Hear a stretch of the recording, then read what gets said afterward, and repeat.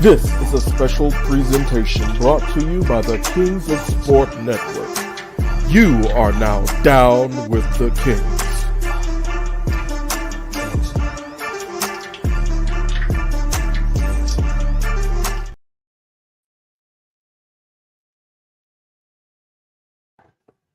Hi. What's going on, folks? It's your boy Two-Way Ray. We're here for another watch along. This time, not of any NBA. No, we getting into some pro wrestling. Yeah, buddy. AEW Forbidden Door happening right now. Okay. Go ahead. Push play.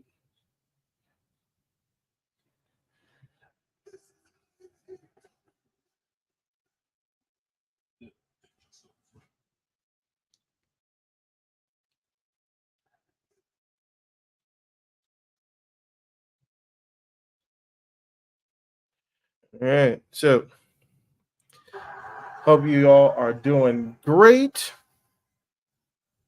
Oh, it's got MJF starting out the pay-per-view.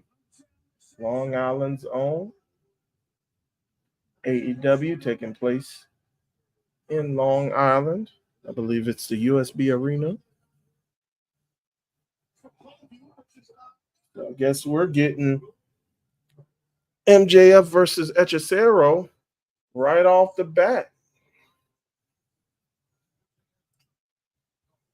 MJF is the Atari Jaguar of wrestling. I don't know what that reference is.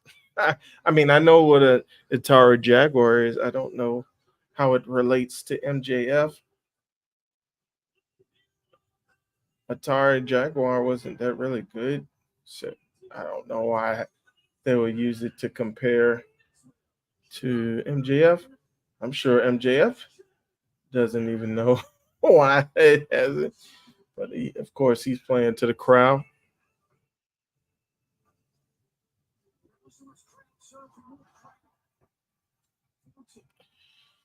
All right, made it in just in time.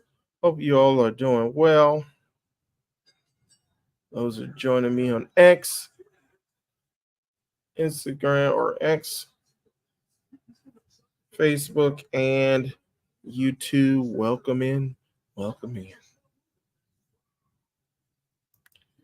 All right.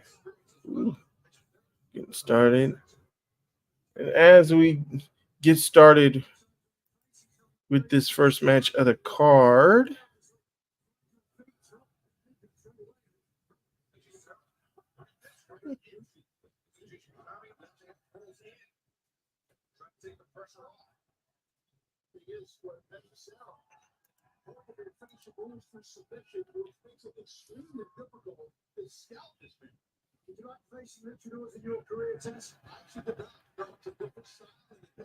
all right.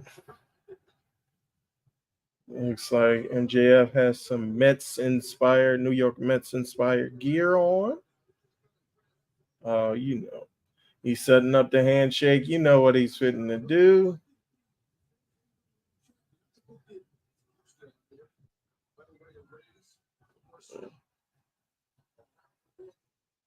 He didn't kick him.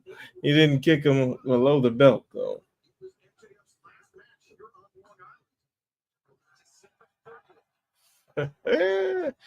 He is showing out. Boy, MJF is showing up and showing out. Hey. Oh. Come on, Bryce. Weren't you looking? Bryce is it. The way they make these doggone, and Bryce is supposed to be the best one. It's like you saw him thumb him in the eye.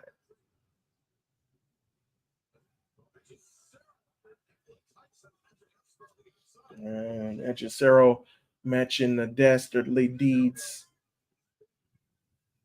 using the referee to toss MJF outside, but MJF reversing it.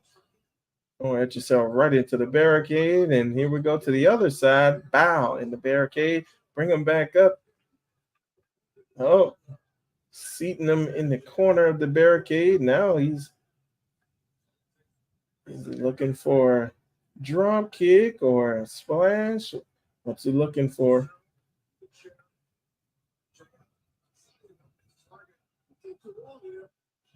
Maybe a boot? Big boot. Makes Echecero right over the barricade. And of course, MJF has to appeal to his adoring hometown fans. Hope you guys are doing good. I'm glad I made it right in time for the beginning of the pay per view card.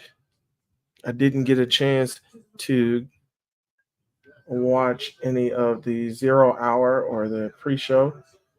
So maybe when there's some downtime between matches, I'll get into some of the results for that.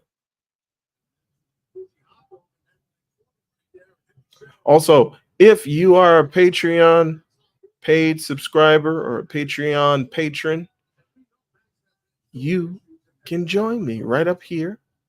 Let's go ahead to the post in patreon.com/the Kings of Sport. If you are a paid patron, you are able to join. If not, what are you waiting for? $5. That's all it takes. And of course, the doggone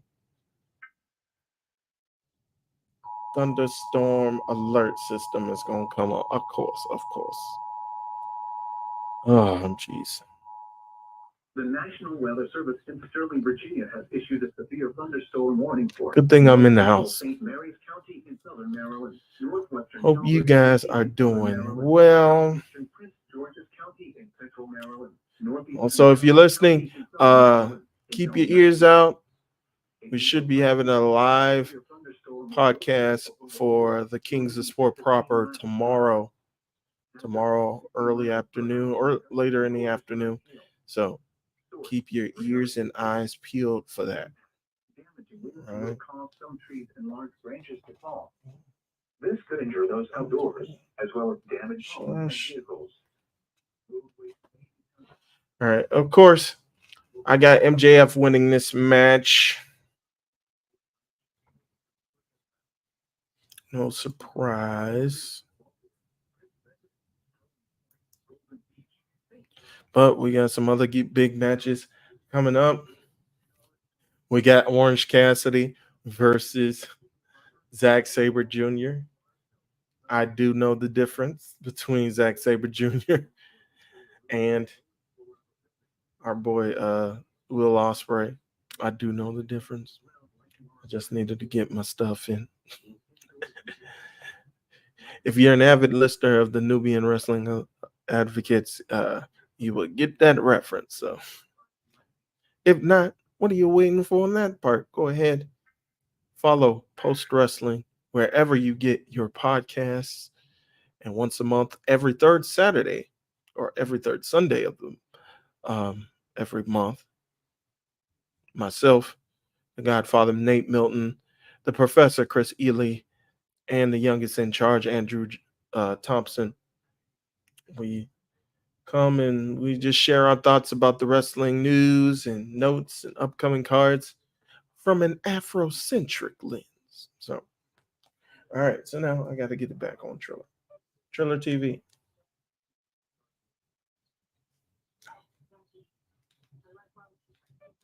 Triller TV.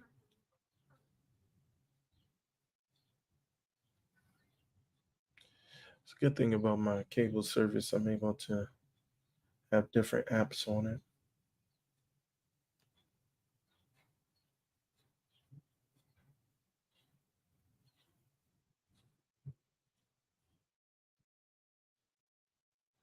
All right, and now I'm at a delay. Oh, biscuits. I think I'm gonna fast. Can I fast forward? I wanna. Usually, if I'm on my regular watching, like my regular pay-per-view watching, I just go ahead into it. Oh, I'll jump. I'll let it play out, and then I'll fast forward it. You man got the Luffy hat from One Piece.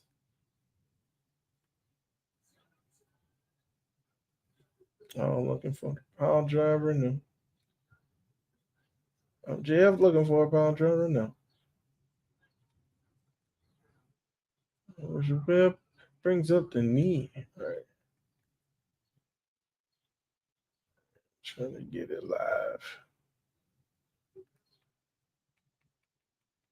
Because I don't want to be late on anything.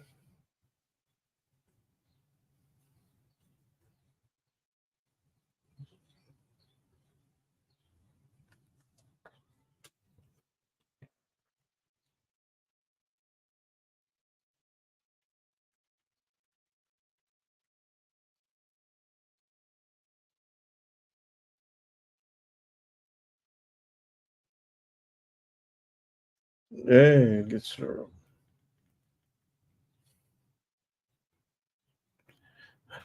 All right.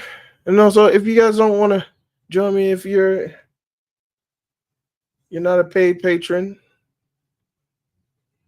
go ahead, leave any comments that you have in the chat. If you're watching via YouTube, go ahead, leave some comments in the chat. Go ahead, let us engage with you. Let me engage with you, I should say.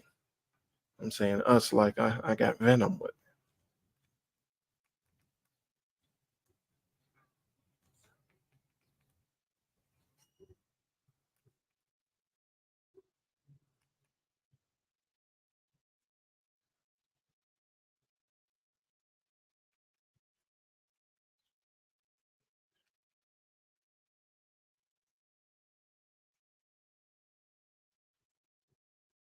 Oh, bites the man, biting the face. Oh Lord, that is not very hygienic. Oh, Panama Sunrise, a Long Island sunset. He's looking for a brain buster. Yes, got it. Cover. What? Wow. I didn't think he was gonna get. He didn't hit the heat seeker or the salt of the earth.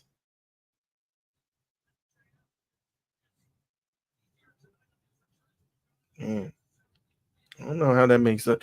And let me know what you guys think about this, because I'm thinking they always have this forbidden door every year, and it's like you got these other companies who are coming in, but they're mostly pretty much jobbing.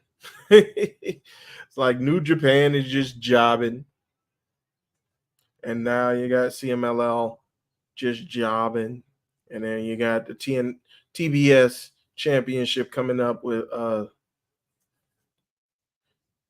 what's her name, Stephanie Vacor, who's that in JPW strong champion, but she presuming she's just gonna be jobbing. But yeah. All right, next we got the Elite.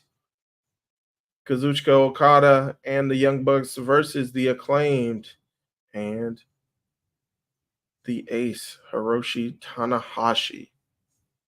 But yeah, it's just like, when are they going to have some guys? They pixelated Kenny Omega's face. When are they going to actually have somebody who's proper from New Japan, not somebody who jumped ship like Okada or Will Ospreay, but somebody who's New Japan proper, who's going to get a big win on one of these shows. Um, a lot of people are presuming that it's going to be, um, your boy. What's your boy? Oh, see, this is racking my brain. I'm gonna be racking my brain. But the brother who's challenging for the IWGP Championship against John Moxley. Saito. No, is it Saito?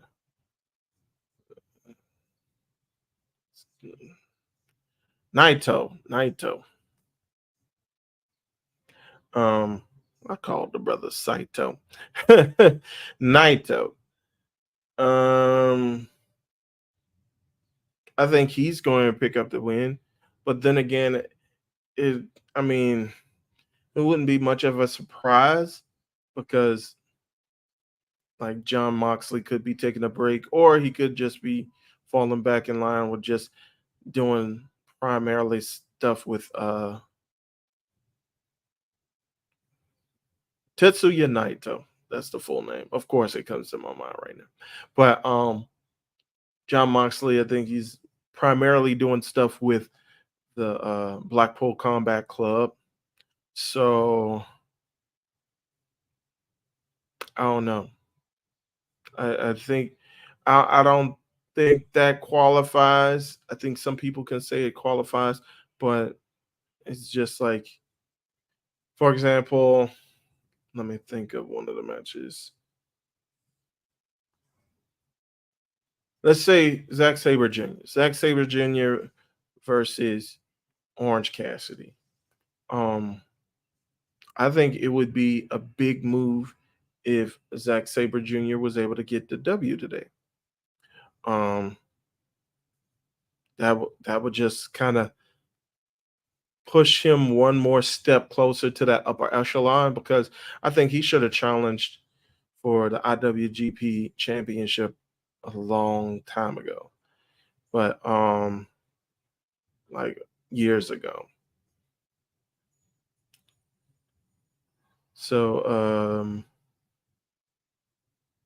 I think that to say the least, he's a hot up and comer. He's a hot prospect who I think people want to get some eyeballs on, and I'm sure Tony Khan has sights on Zack Sabre Jr. coming to um, coming to AEW in the future as well. So I think that would make a kind of big difference, but I'm not sure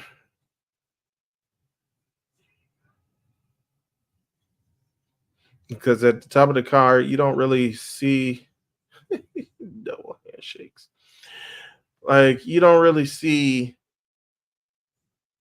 a New Japan presence at the top of the card, really. Like with the world title picture, you have Will Ospreay, but again, he's fully AEW now. Um, TNT Championship, the ladder match. I don't think you have much of a New Japan presence there. Um, I don't know. I don't know.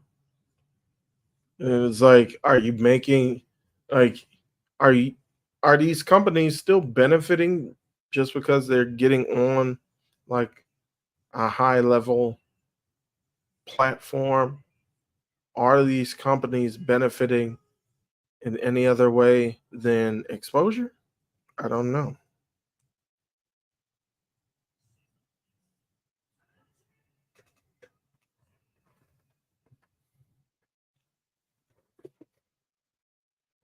Like, wouldn't you want your guys to kind of look like stars as well, as opposed to just appearing in front of a large audience? You also want them to look like they're the big dogs too. So, here we go. Acclaimed rap coming up.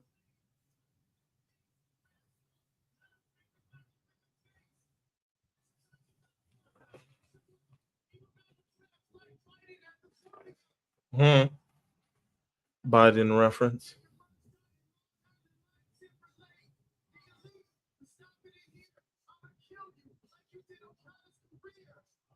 Hmm.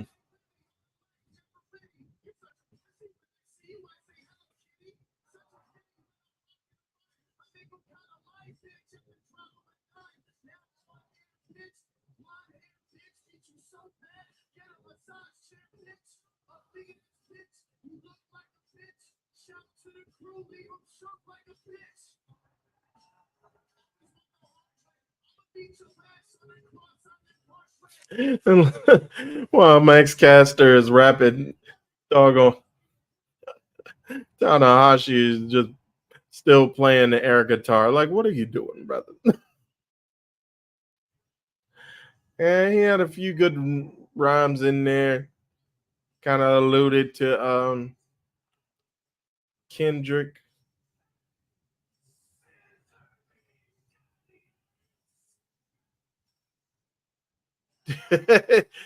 See, he caught him with the scissor just just as he was getting in the ring. At least he was paying attention.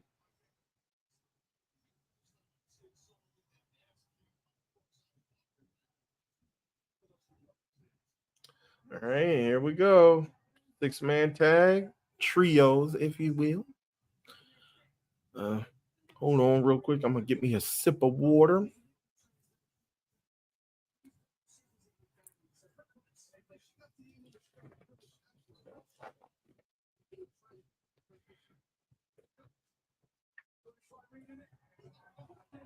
All right. We're gonna have Okada and Caster starting off.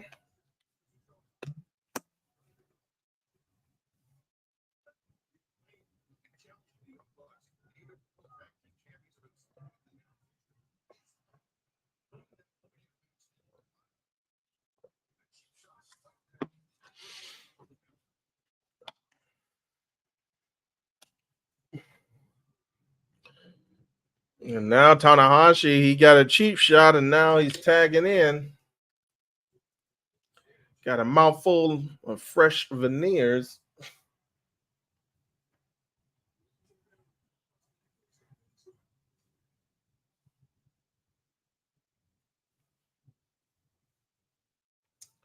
Watch, Okada's gonna tag out. Yep, Okada tags in Matt Jackson.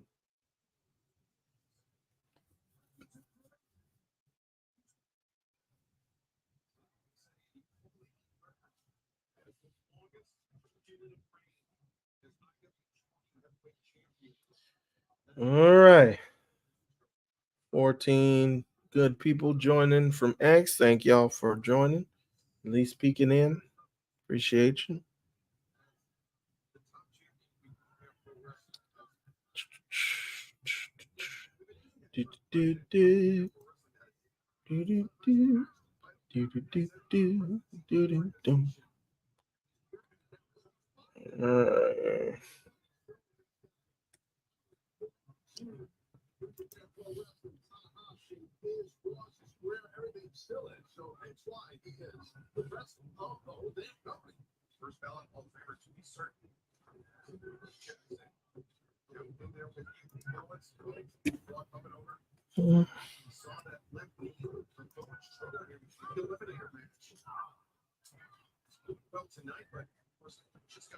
Here we go.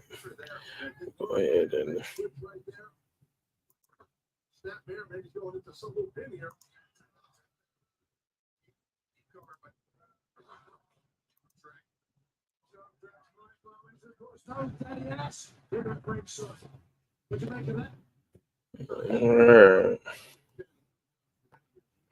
man, this is supposed to be 14 matches. I picked the perfect card to live to do a live stream for him.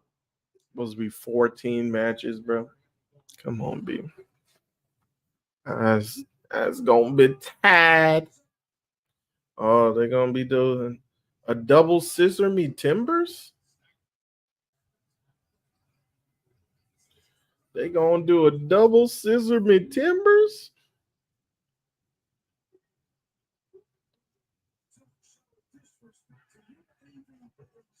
Here we go. Bye. And that's the thing. It's like we don't always need like 5-star matches. Like sometimes you do need the silliness every now and then. Every now and then. But yeah, I'm picking the Elite in this matchup. I'm sure they're gonna find a way to sneak out with the victory somehow.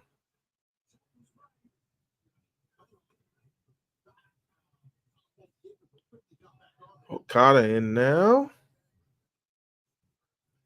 against Max Caster.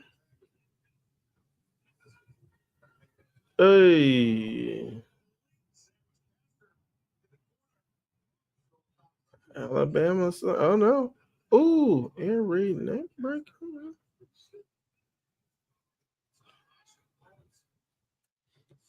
Man, I need to find out a way. I know they got that. Yeah.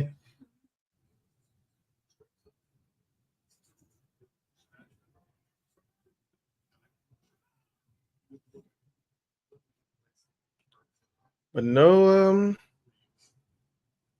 Billy Gunn, no. How'd they get Billy Gunn out from coming out on the apron or coming out ringside? All right. Going for and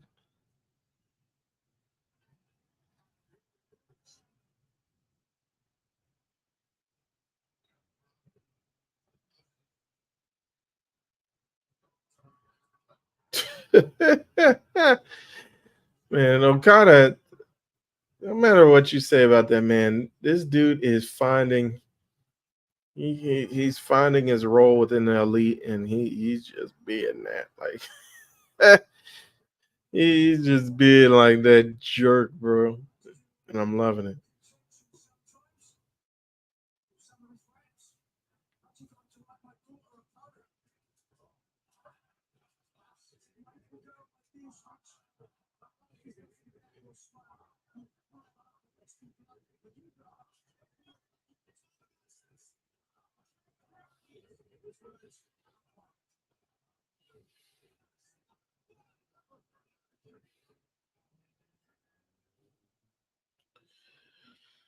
Oh man, they got they're beating away at Max. They're probably gonna they're getting the heat on. I hate to be like those fans like the Mark that acts like he knows the business, and so I'm not saying all the terms, but yeah, I'll be that guy. They're getting the heat on Max. I'm looking for that hard tag either for Ace or for Anthony Bowens.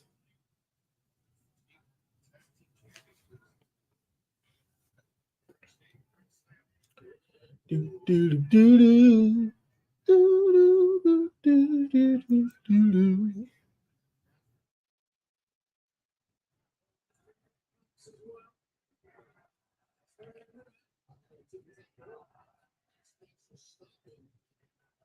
I'm yawning already.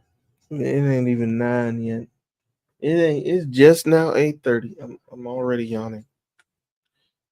I'm like, why can't these matches be like smooth and fast? But come on, cuz. All right, so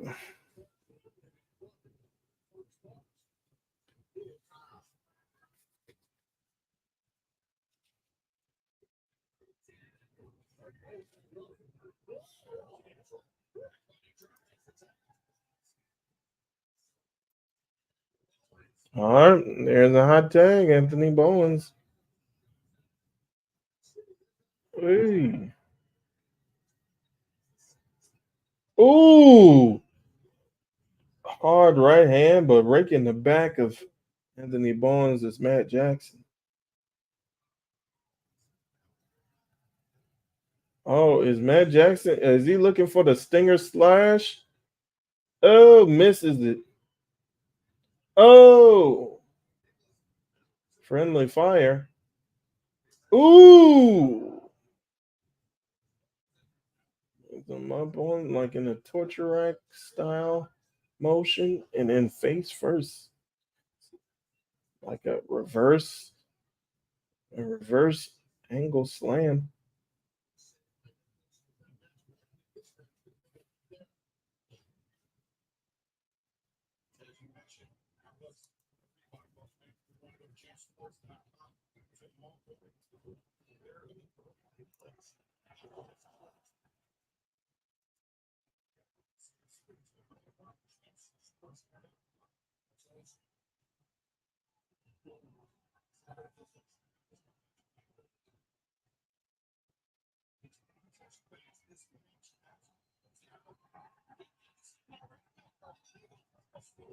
Hey, now we're talking. Okada and Tanahashi meeting one more time.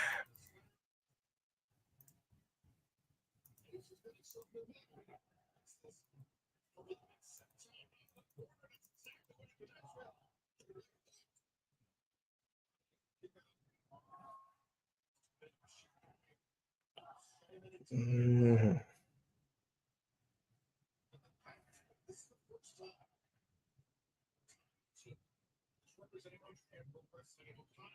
Ooh.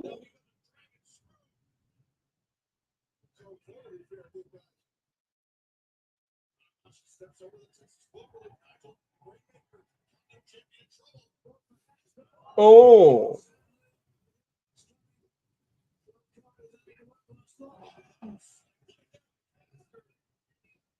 Oh.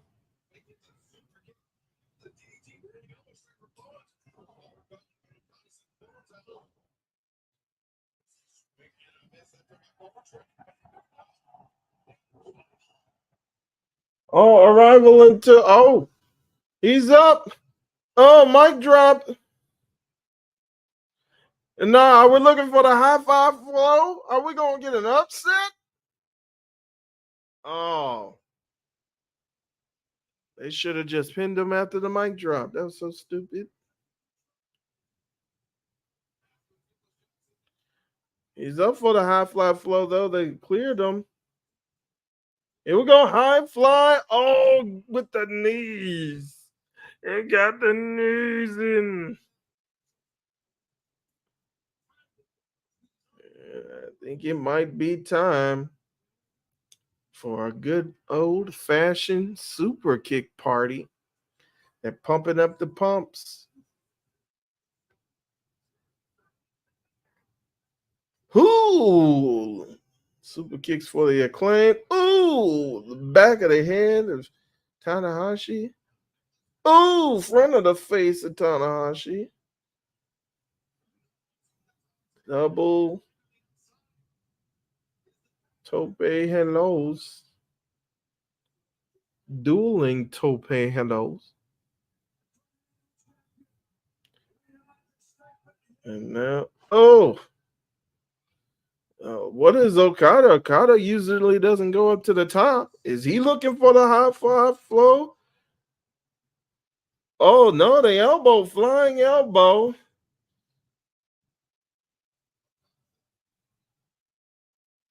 What is he looking out in the crowd for? What's he gonna do? Yeah. That's the thing. And I was just telling myself, it's like I haven't. Oh, cradle, 1, 2, oh, oh, oh. Tanahashi has some life left. I was just about to say I haven't flipped anybody off since I was a teenager, bro. Why do people find it so? Oh, beautiful!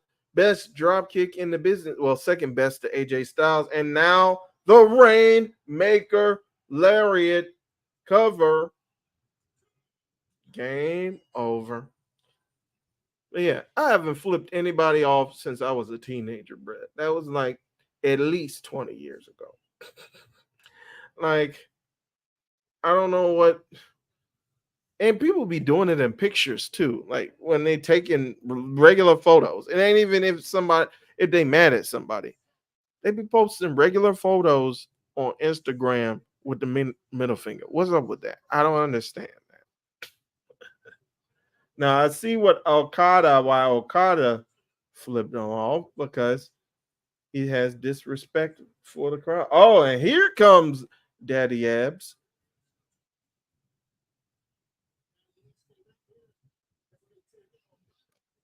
I was wondering where he was at. I thought they were gonna play into it, say like, oh, but it's like three of them and one of him, even though that brother is Jack. But it's like I thought they were gonna have maybe they were gonna have a storyline where they took him out in the back or something. But oh, favoring his neck.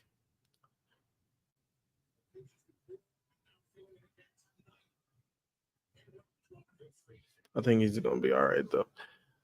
But yeah, that's the president of New Japan Pro Wrestling for you.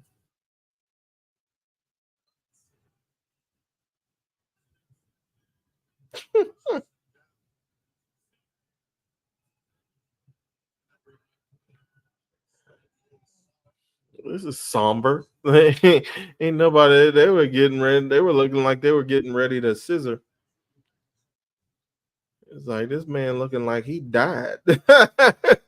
It's like I know I said I like my silly wrestling every now and then, but not all right.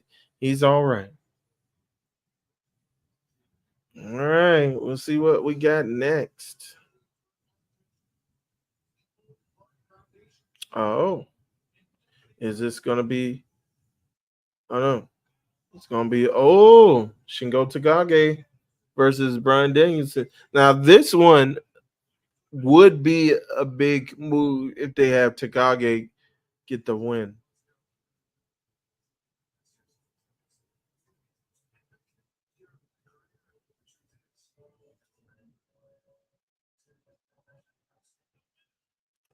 Yeah.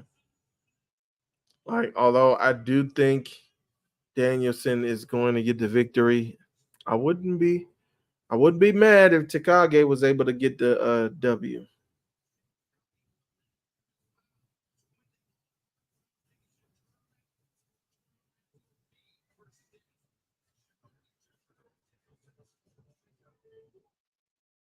Come on, not another one within the. Come on, B. Doggone it. Well, I hope this pushes me through the like, and then doing all that. It has not stormed. It not a drop of rain hit the ground yet, and yet this doggone weather service coming up. It stinks, bro. Come on, let your boy live. All right. Again, if you're interested on Twitter to join me on YouTube, go ahead. Join me on YouTube. Go ahead. I believe. I don't know if you could click the actual link that'll take you to the YouTube video or the YouTube stream, but um, the link is also in the Kings of Sport thread as well, timeline as well. So go ahead, join me over there. And if you got any thoughts on the show tonight, go ahead, make your voice heard. Also, if you want to join me live on stream, patreon.com/ the Kings of Sport. $5 gets you in the door, at least $5. It'll get you an opportunity to hit the link shared with the other patrons, and you can join me live. As long as you got a working internet connection, you got a working camera, webcam, phone cam, any kind of cam, and a microphone setup, you should be able to join me. So,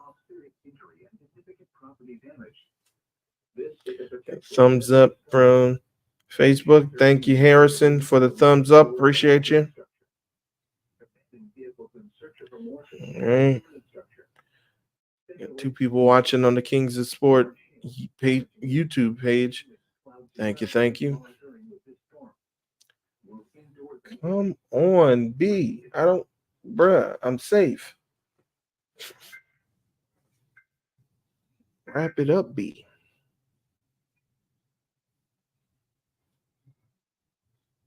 Yeah. We not only got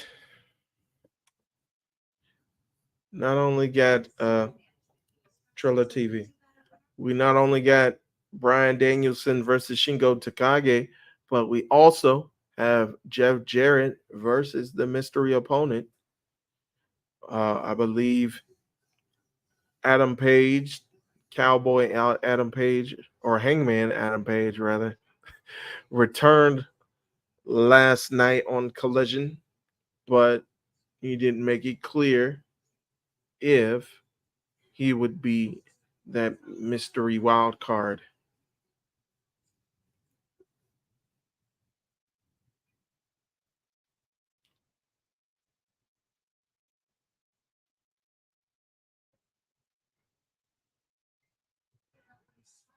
All right, here we go.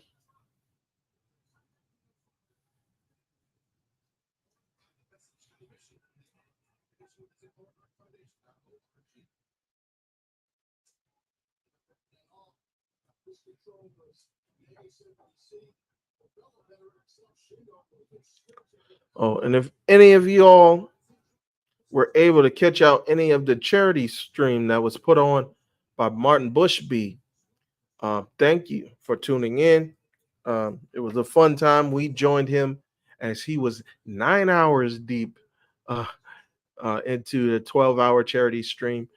Good in him for that, for putting that stream on to benefit the Maddie Cusack Foundation, uh, young ladies who want to pursue an athletic career in football, aka soccer.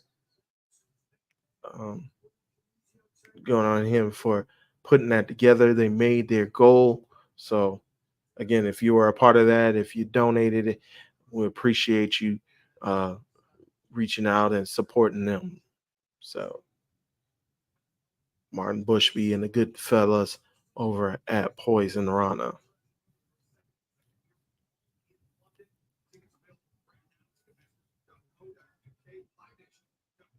All right. Doing the test of strength. Danielson trying to rise back up.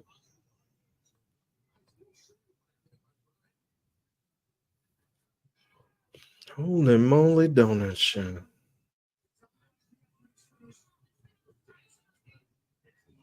Oh, you looking for the surfboard? Here we go. 2, 3. Bring them over and up top.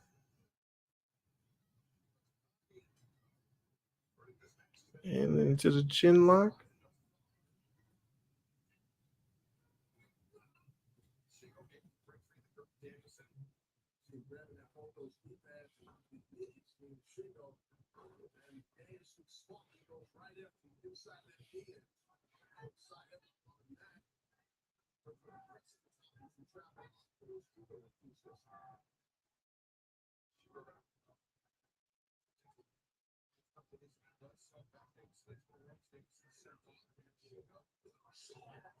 Woo!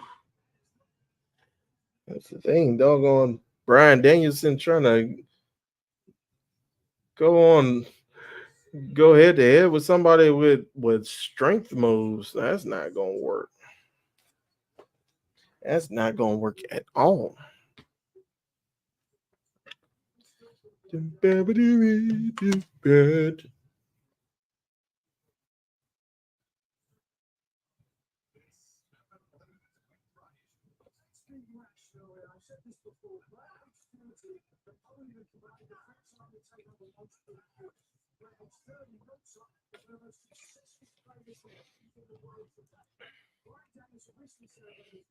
And if you guys don't have anything else to do after the show goes off, switch on over to the Post Wrestling YouTube or Post Wrestling Twitter page, where John and Wei will be having an extensive recap, post show, if you will, immediately following the end of Forbidden Door. So go ahead and join them, help support them, because they support us here at the Kings of Sport.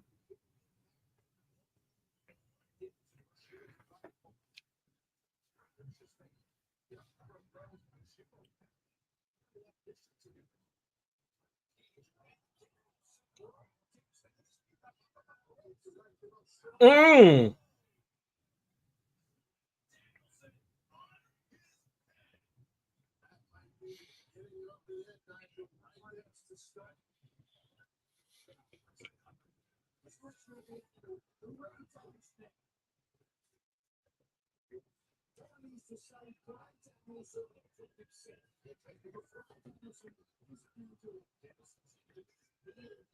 This is very interesting.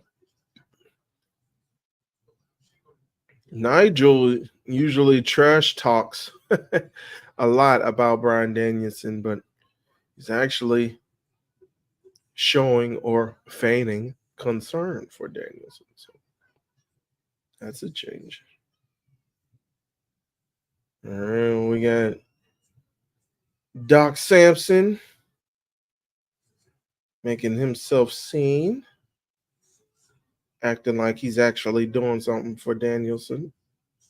But then when you know Aubrey, when she gets to 9, he's just going to sprint in there. They're on 5. He's on the outside getting counted out.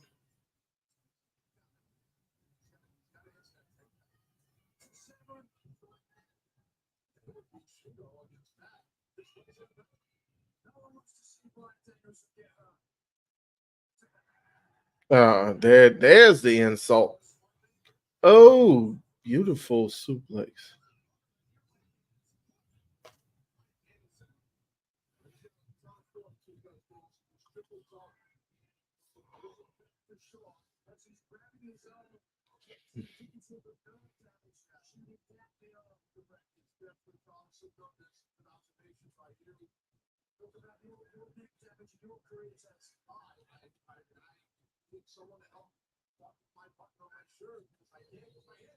Ooh.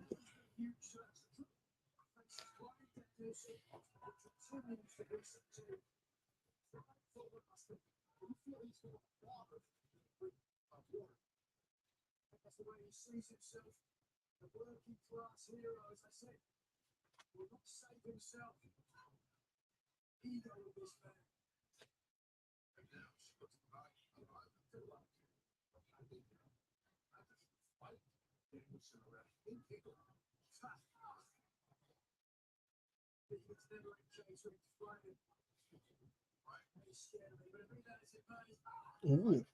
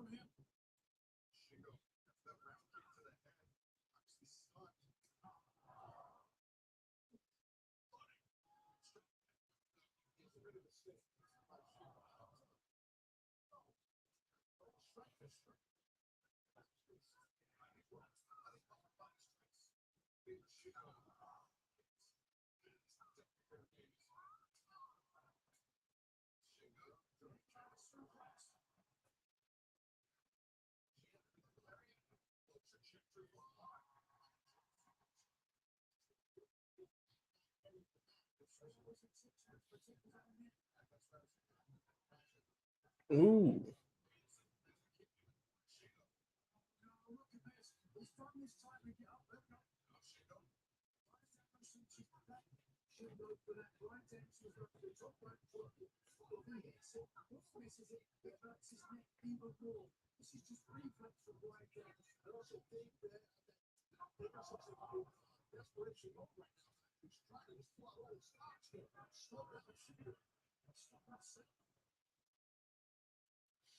He's fanning the yes points.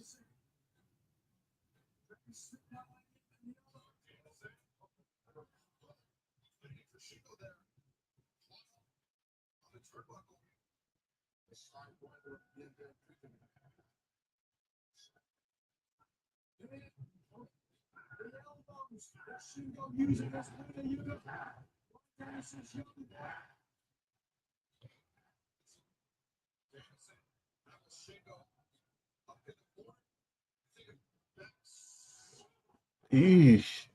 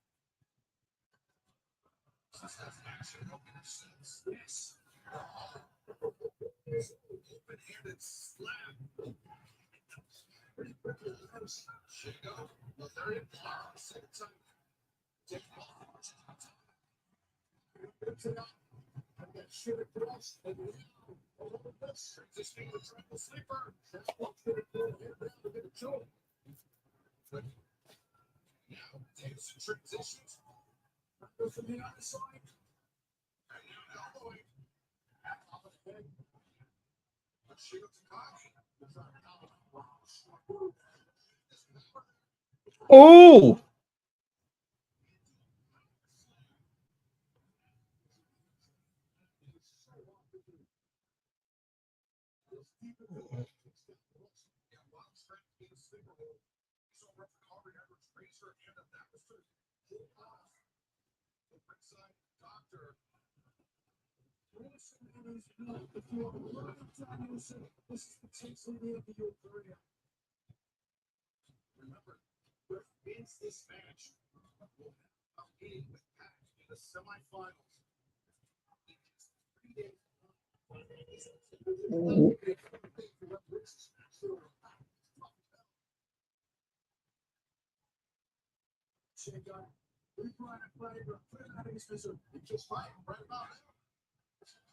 Ooh.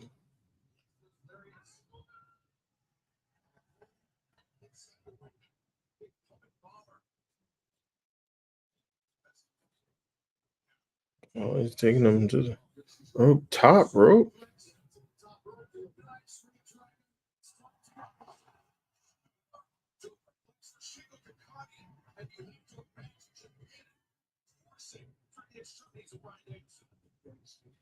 Not just coursing, but radiating through the body.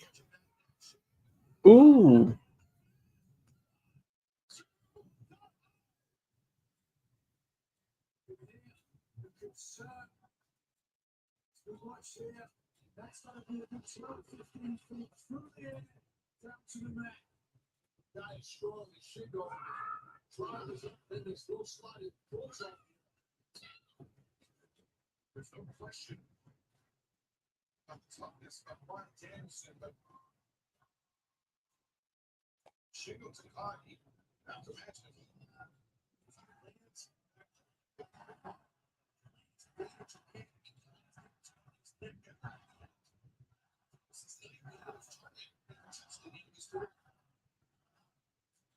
Oh. Ooh.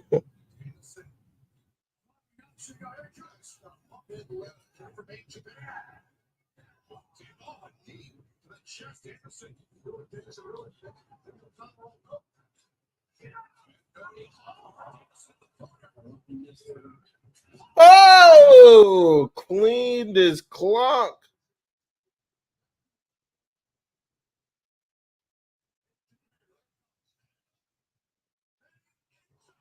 Ooh, that's it.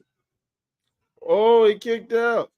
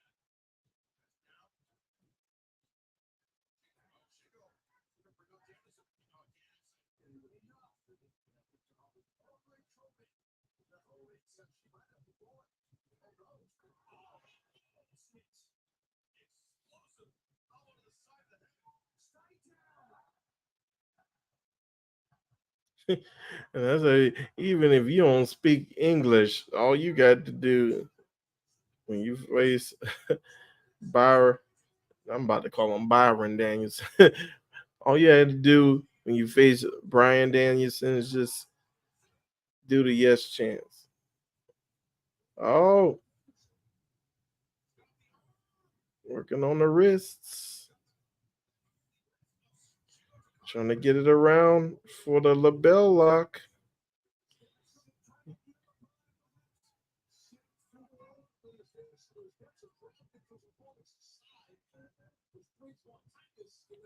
There it is now, looking for the face line. Roll through. Ooh.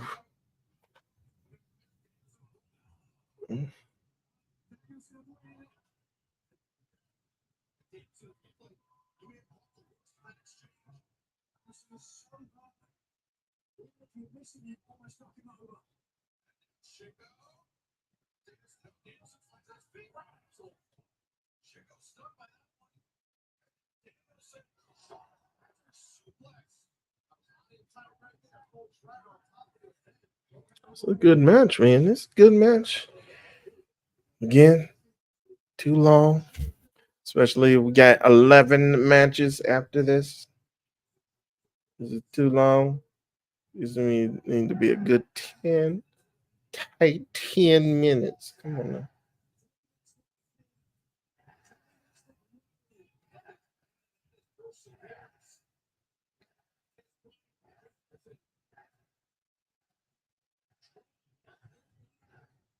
Oh, there it is. There it is. Bicycle Nutella. Oh. See, that's the thing, man. Come on, man. Why we gotta do? That's the thing with AEW, bro. You gotta have.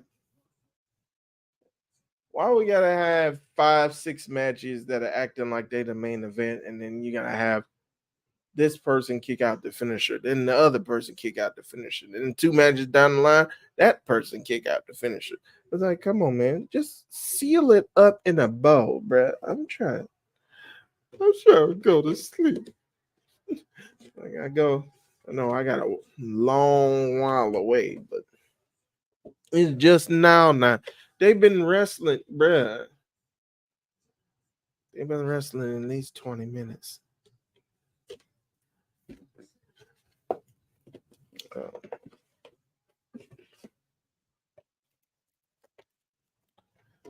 Well, they're still going at it.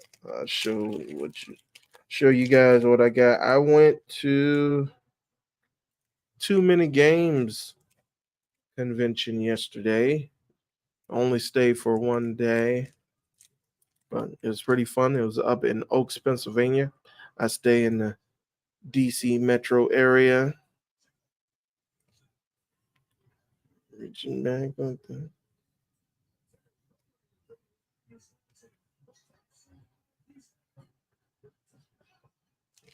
So I got a little mystery. It's out. He's out. He's passed out. Wow. Danielson advances to face Pac this Wednesday. I believe it'll be the semifinals. All right. So this is one thing that I got. Ooh. Pin. Too many games. It's a classic pin. I got another pin.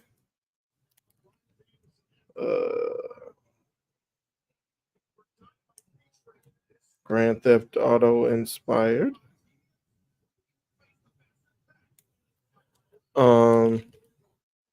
Had a T-shirt, but I gave it to my mama. So, then got a D20 die. I'm not a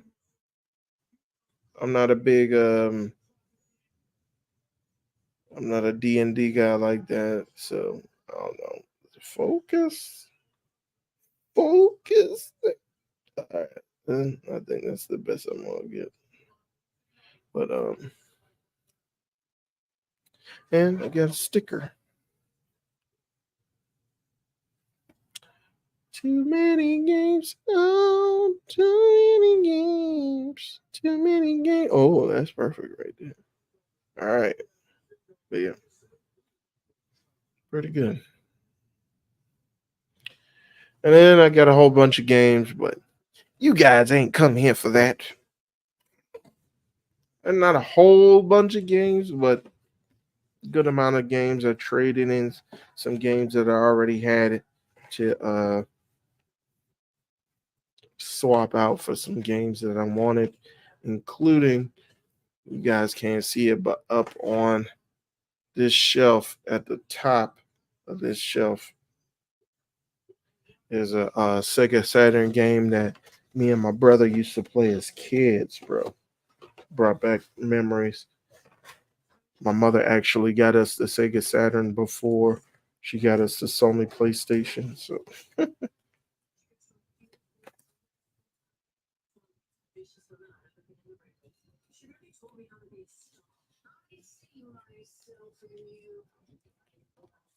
oh, we got the AEW Women's Championship match coming up.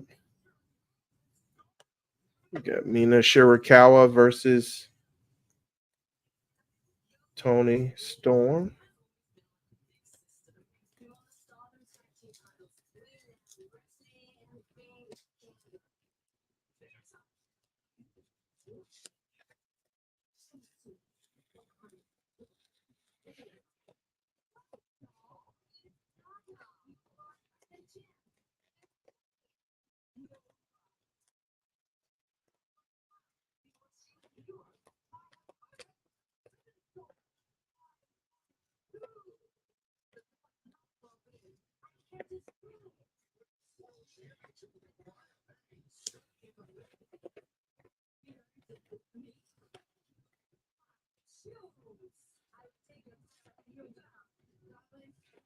I like how they kind of it's like they're fighting over Mariah Mayes though.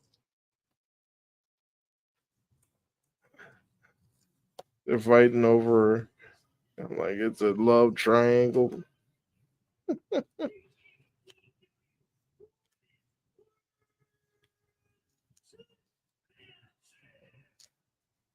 course, I see Tony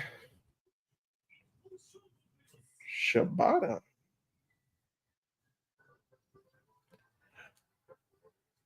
And Mina, she got the bootleg Danzo Kaduro.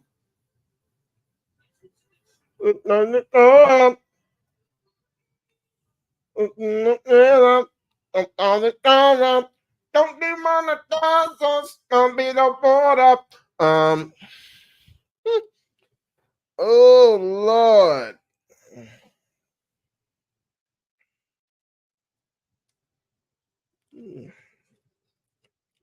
Oh, shout out to good old JR Jim Ross. I know he's been having some issues. He's been hospitalized over the last week and a half or so. So shout out to you, big dog, OG, triple OG. You don't know who I am, but um, I'm just one of the many, many wrestling fans who you've provided a soundtrack to over your extensive career, brother. So we appreciate you, brother, and we hope you get well soon.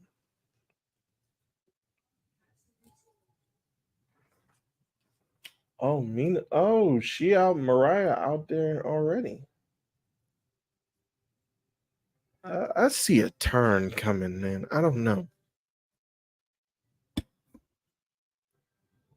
Mm. Oh, Lord, do you? Oh, Lord. Tony Storm dressed up like she the Statue of Liberty with the torch up high. This is funny. Grace on me. Hey, let the song play on.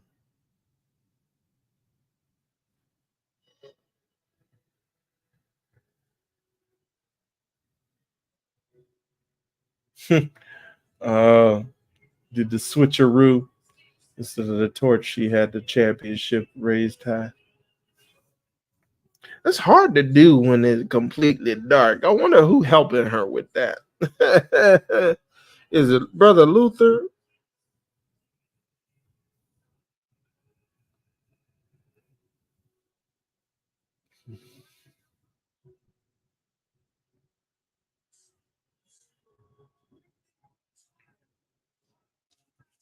All right. I'm gonna give me some water real quick. Man, Mariah looks pretty dashing, pretty stunning, if I may say so. All right, I'm gonna go ahead and get me a snack real quick. I will be right as I put right back.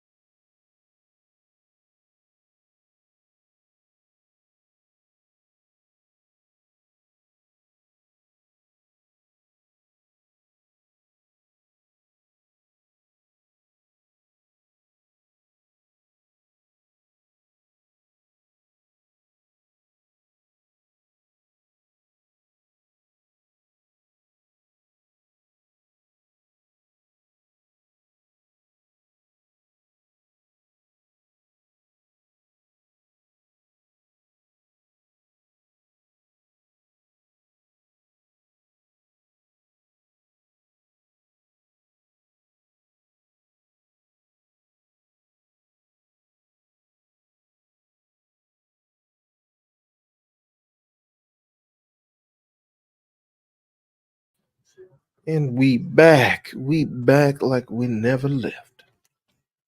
All right. get some snacks. Let's see. In the one box.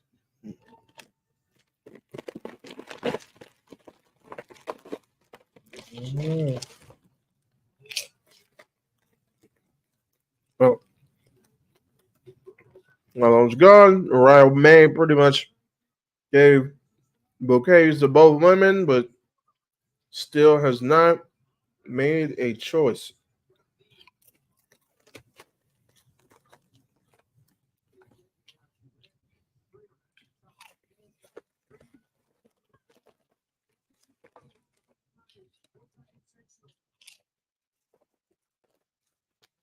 I'm doing the Bret Hart figure 4 spot.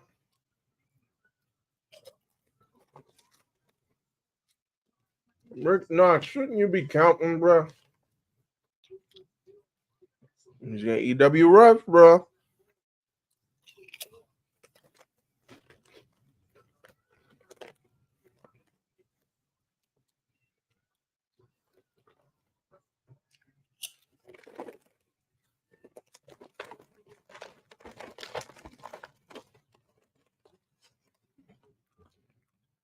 Chiricoa.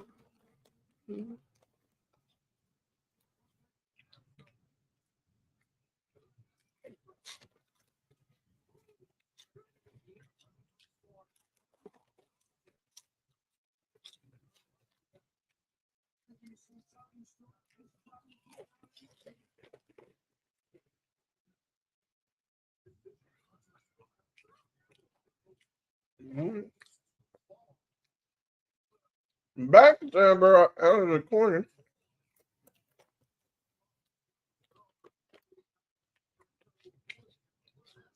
Beautiful fisherman suplex with the leg hook. No.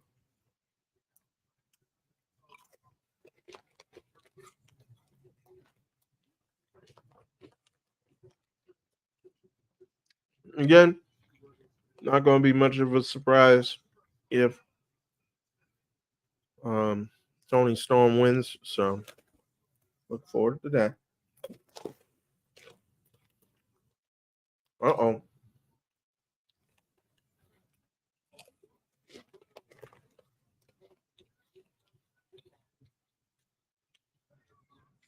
Uh-oh.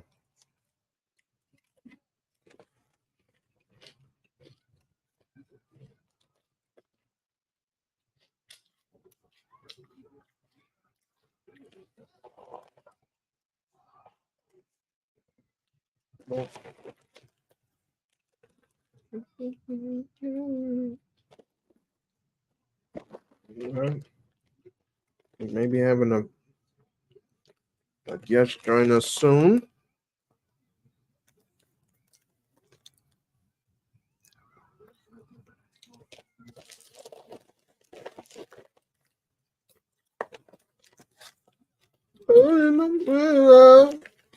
Don't look a duro.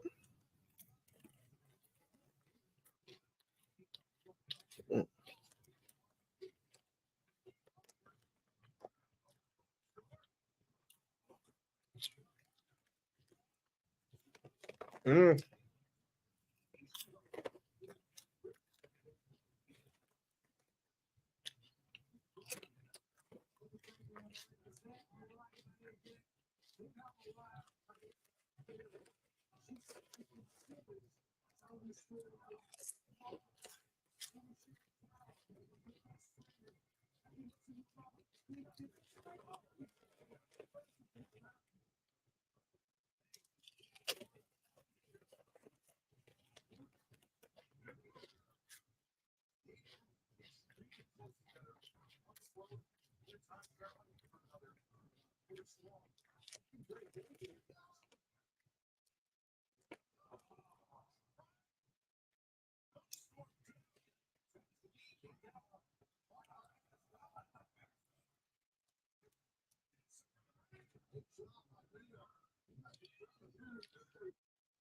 Mm-hmm.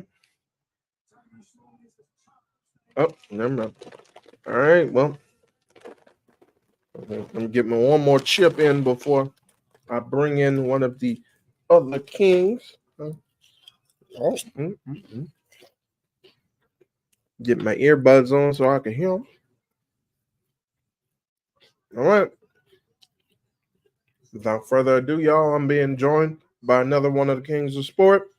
You all know him. You all love him. It's the Godfather, Nate Milton. What's going on, Nate? You know, Ray Williams, I wasn't going to join tonight, man, because I just got off work. Truth be told, I ain't even watching the show right now. But, sometimes you got to pop out and show them, Ray. Indeed. Well, I What's appreciate good, you brother? joining. I'm all right. As soon as I got the stream started, I instantly regretted it. But I'm because You was like, you was caught up in the enthusiasm and the hype of doing the stream, and then you was like, "Oh, I didn't think of the logistics. There was some exactly logistics involved in this." And then it hit me too. I think they said it was going to be like 14 matches. I was like, Yeah, oh dog. You did this to yourself, Ray. I did indeed.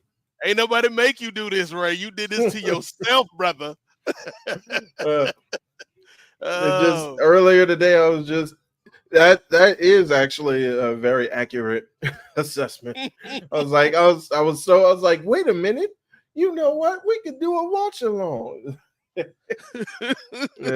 was really hyped up. Yeah. And yeah, I didn't think this through. But yeah, it happens, right? But we got some people checking us out. Appreciate that. If you are a patron of the Kings of Sport, $5 gets you in the door for that. You can join us on all of our live watches. Even tomorrow night, the Kings of Sport. You can't join us because we ain't really inviting you tomorrow night, or tomorrow afternoon for the Kings of Sport. But you can join in with the chat and whatnot. But yeah, if for stuff like this, for like we did with the NBA Finals, like we're probably gonna do at some point for the WNBA games.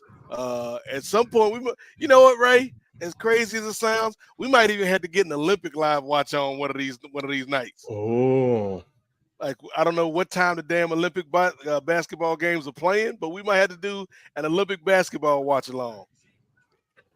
That makes a lot of sense, and it's going to be in France, right?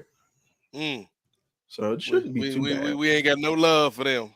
Oh.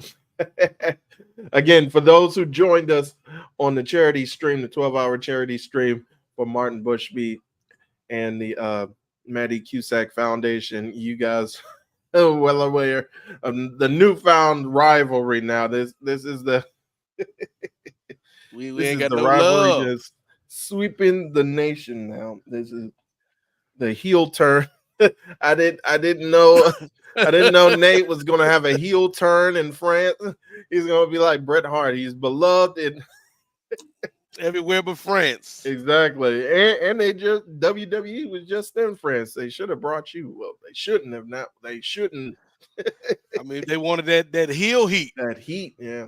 Would have brought me out. I would have burned up that Anthony. What's the boy's name, Ray? Anthony Ricochet? I don't know the boy's name. I gotta look it up. The Hawks are finding. Sakurai. Anthony Sakurai, Tony Sachery, like the little seasoning, the New Orleans seasoning. They would have been better off drafting Tony Sachery. At least the catering would have been good. Oh. And get a 1-2 ooh. And they just traded DeJounte Murray away.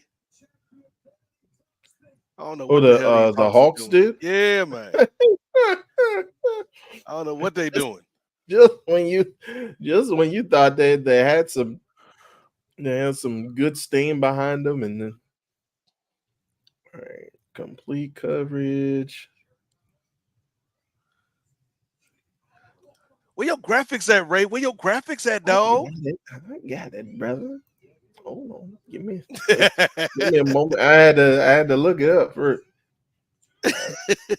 I don't even know what match we talking about that I'm not watching, Ray. Well, I wanted to bring up brother Zachary Resichet. Do I have That them? don't, Yeah. that don't even sound like no NBA player. Yep. Zachary Reza Shea, chosen by the Hawks. Number 1. We got Alexander Sarr. Again, another Frenchman that Boo. that Hit the made Buddhist his man, eight Ray. month. Hit the Buddhist Oh, man. I guess. Let me get it. It's around there. Yeah, come on. Oh yeah, Alexandre Sarr, chosen number 2 by the Washington Wizards. Move this man. Move this man. You know what to do. Let's practice, Ray. Ray, who was the first pick by the Atlanta Hawks? The Atlanta Hawks choose Zachary Rosa Shea, or yeah, what was it? Yeah, Rosa Shea or Riza Shea. You know what I think about that, Ray? What do you think? I think you need to hit the Buddhist man button again. Boo that one. Boo this man. Boo him too. This was a weak draft. It was very weak. And as we're talking about the NBA draft, Tony Storm, the match that I don't have going, Tony Storm gets the victory over Mina As we knew she Shirakawa. would. Mm-hmm.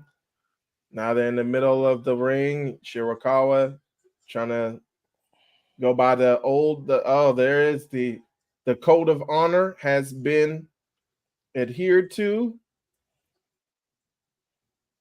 And then Mariah May is in the middle. She's trying to get him to hug. I don't know if she was trying to get him to scissor because that was a couple matches ago. But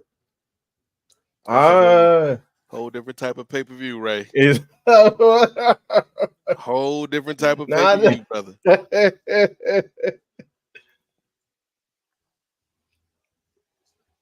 Yeah, we knew Tony Storm wasn't losing. Yeah. And I think so far, it's about to turn into a whole different type of pay-per-view. They're all about to kiss each other in the ring right now. Oh, okay. What we doing? Okay. It was a 3-way kiss in the middle. All right. And now Nigel's crying. All right. All right. So, but yeah, it's pretty much been chalk all the way so far through the pay-per-view. Did your match of the night already happen? Not yet. Zack Sabre Jr. Did he hit the Zack Driver dog? No, he is not. Zach Osprey Jr. has not arrived yet. But to start off the card, we had Maxwell Jacob Friedman, MJF, get the victory over Hechicero, another where it's pretty much unanimous. We thought it was all MJF. We got the Elite getting the victory over the Acclaimed and Tanahashi. We got Brian Danielson getting the victory over Shingo Takagi to advance, and he's going to face Pac in the semifinals of the Owen Hart Classic or the Owen Hart Tournament on Wednesday. Okay. And then we just had the AEW Women's Championship. So now we're going to have, here we go. Now it's going to be Zack Sabre Jr., ZSJ versus Orange Cassidy. Okay. You got the graphic for that, Ray? Yeah. I know you do. I know you've been thinking about use this all night long. I was just going to use some of the slides that we had from last time. So I think I was going to say, we can recycle them. Shout out to Chop Tees, Dickie Bird in the building.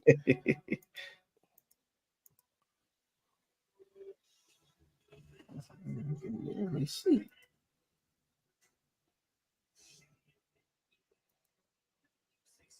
Oh, that's Mox. Wait a minute, it didn't have. Oh, I didn't have the slides for you. All right, so I'm gonna do this on the fly then.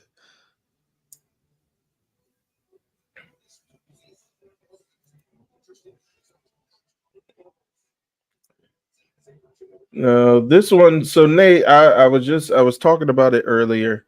Um, Usually when you have Forbidden Door and they have all these different companies coming in, uh, primarily New Japan Pro Wrestling, and then you also have the addition of CMLL and also New Japan Strong being represented. But usually for all the big matches, AEW reigns supreme for the most part. Right. Um, do you see any difference of that changing tonight? I think the biggest match I think that is going to have like a NJPW representative get the victory on is for the New Japan and the IWGP Championship with Tetsuya Naito possibly getting a victory over John Moxley. But I think that's pretty much the biggest thing. Do you see that as maybe the main contender for having somebody other than AEW or somebody who's not in AEW getting a big win? Probably. I mean, like we've all. This is how these shows have gone since Mm-hmm. they've started doing this Forbidden Door concept. You know, they gonna have a one match or maybe a tag or a trios. That's the New Japan showcase. But for the most part, this is a AEW show. We're gonna have AEW talent go over for the large part. We're gonna promote AEW storylines, and so it's like I told you last time doing the WNBA live watch, Ray. It's like I watch the foods that built America or the brands that built America Mm. on the Discovery Channel, and a lot of times you'll be a situation where like such and such created this sandwich shop. Like, and then this other dude got the biggest sandwich shop, and it's like, hey, let's work together and make sandwiches together. And then it turns out like the dude with the biggest sandwich shop was my man that made Subway, and the other dude was like half of the co-founders of Blimpies. And basically, Mm. it's just like, hey, we just gonna absorb you, do a little bit of what you do, but it's about us, and Yeah. that's how it is with Forbidden Door out here on these streets, Ray. But these shows are always fun, but I think there's a bit of novelty that is starting to become lost Mm. with Forbidden Door because we have seen so much crossover in the past couple years between AEW and New Japan. That is true. And that's the big thing too that I mentioned earlier too. Is like you would have a good representation of NJPW if you didn't have a bunch of people swap over. For example, we have Will Ospreay competing Hmm. for the championship tonight, but now he's fully AEW. We had Okada on the Elite, but now he's fully AEW. So you would have a better representation if, to use your analogy, if the bigger if Subway wasn't swallowing up half of pause. If Subway, and I hate using that too. I always get on people's like, be mature. You can say stuff. Not everything has to be sexual. But I'm like, I realize what I realize where that was Like going. Pollock's pickles. Yeah. Dickie Bird, let's get on that. Oh Lord. But Is Dickie Bird watching this tonight? I don't know. Hopefully he is. Well, we'll see. Not us. I mean, is Dickie Bird watching Forbidden Door? Oh, Forbidden Door. Like, I don't know Dickie Bird's wrestling fandom. I know he loves him some John Moxley Oh. because he's on the show with Oh yeah, the birds Martin or Bushby and eagles. Brandon from New Jersey, who always says I Mhm. forget about him when I mention that show.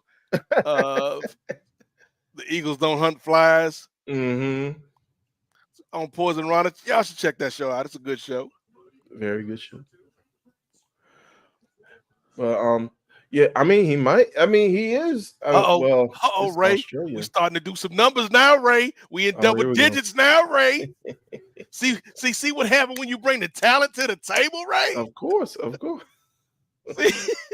and for the viewers, we appreciate everybody watching. We know it's not the easiest ask when we I think the title of this, Ray, this episode, if you do go back and retitle it in the future, should be like the AEW pop out, because we really did just pop out with no pre-promotion. It just showed up to talk about this pay-per-view when people already probably had like a lot of plans locked into place. But we do appreciate everybody that is taking time to watch us as a second screen experience, Ray. That's what we are right now. Yes, indeed. Yes. We appreciate you guys. Thank you. If you guys are watching, well, I did if you're hit up not watching, Chris and Andrew to see if they wanted to hop on, so they might pop on here later in the evening. Because I'm already letting you know, Ray Williams, I'm not staying with you here for this whole damn time, Ray. Yeah, I pretty much, and I don't blame you either, brother. I don't blame you. not for an AEW show, Ray. Tony Khan ain't got no type of self-regulation, and this is rich, Ray. This is rich coming from a couple of brothers who are part of a team that regularly has 5-hour podcasts on a Sunday evening. But even we know 6 hours was too damn much, Ray. Even we acknowledge that. Tony Khan is like, nah, man, you know what's better than more? More. Less isn't more, more is more. And shout out to Kevin McMillan. This is a second screen, but primarily audio. So that's what I'm talking about, Ray. Get a screenshot of that, Ray, because that needs to be like something you put out there on the social media. Indeed. No slight to the commentary team at AEW, but you know, we got a little razzle dazzle. We got that Tony Chachere, the first round draft pick of the Atlanta Hawks, to sprinkle on the commentary tonight, ladies and gentlemen. Indeed. And that's what, like, I'm trying to bring, like, the idea that I've always had is kind of be what I've always wanted when I was a kid. Like I couldn't afford like especially when it was like truly pay-per-views and they were like $50, and I ain't even had cable back then. And then I got fooled when they were talking about, oh, WrestleMania, we're gonna have it playing on the radio, and I looked through every station on my radio in DC, and they ain't played nowhere. So, but we like to be not just that second screen option if you are watching the pay-per-view, but kind of like that option if you don't have that $50, or if you not out here on the as brother Nate likes to refer to, the nefarious means communications. Or if you're not on that VPN life, that NordVPN life, and you're not getting it half off. Like we still want to bring the pay-per-view to you. So Zack Sabre Jr., he was playing around a little bit with Orange, but now he's getting serious. He's got a Boston Crab locked in. So who did you have, especially after my debacle on the NWA show? Well, who did you have winning this? Ray, when you talk about this, and if anybody has any predictions or comments in the chat, let us know and we'll bring them to the stage. But Ray, when you talk about this matchup right here we go. The key part of the matchup is trying to figure out if Zack Sabre Jr. can hit the Tiger Driver 97. The Zack Driver? The Zack Driver, as some people call it, because that's the whole story they've been telling, right? Is that Orange Cassidy is not going to hesitate when Swerve Strickland hits the Zack Driver on Will Ospreay. But then Don Callis is going to step into the ring to take on Samoa Joe when Hooker's over there talking to Bronny James. It's crazy. It's crazy. Wrestling is crazy, y'all. It's crazy. Like, how did Bronny end up at this damn show? Shouldn't he be practicing? Speaking of which, we might have some hot Lakers news to talk about tomorrow because free agency has officially started in the NBA. And I don't know if the Lakers, like the story is LeBron is willing to take a pay cut, like a $12 million pay cut this next season to free up some cap space. And there's a guy from the Golden State Warriors that just got cut today that would be happy to sign the veterans minimum to play for the Lakers. And he always wanted to play with LeBron. CP3 could be the Lakers' backup point guard. Somebody who should have been signed to the Lakers. Should have been signed to the Lakers like a decade ago. Yeah. But I think they're gonna get CP3. And here's the thing: I think the reason LeBron is agreeing to take less money is because LeBron's like, "Yo, we can get Klay Thompson." I think that's Klay Thompson to me, maybe Jonas Valanciunas. That's the only reason LeBron would take that pay cut if they know they're gonna get one of those guys. And Klay Thompson's daddy was a Laker, so you know. Yeah. Well, the thing is, though, Nate, they keep going through kind of like the same cycle where, I mean, the year before last was kind of different because they were kind of getting like fresh guys, but they keep going through the cycle of trying to get retreads like a Russell Westbrook or do you think that this is going to make any difference if they're getting these older guys? And like you said, like Chris Paul coming, he's not the same Chris Paul, and he's going to be a backup.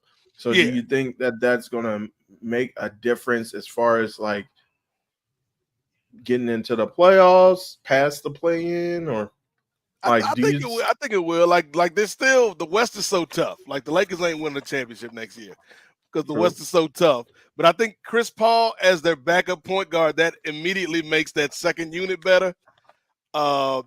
Then I think if you can bring in Klay and not have to give up a lot, like if you can keep they're going to keep Reeves, but if you can keep Hachimura, if you can keep D'Lo, like Jared Vanderbilt's probably gone, but if you can keep D'Lo and you've got LeBron, AD, D'Lo, Austin Reeves, Klay Thompson, Chris Paul, like all in that kind of rotation, that's a decent team.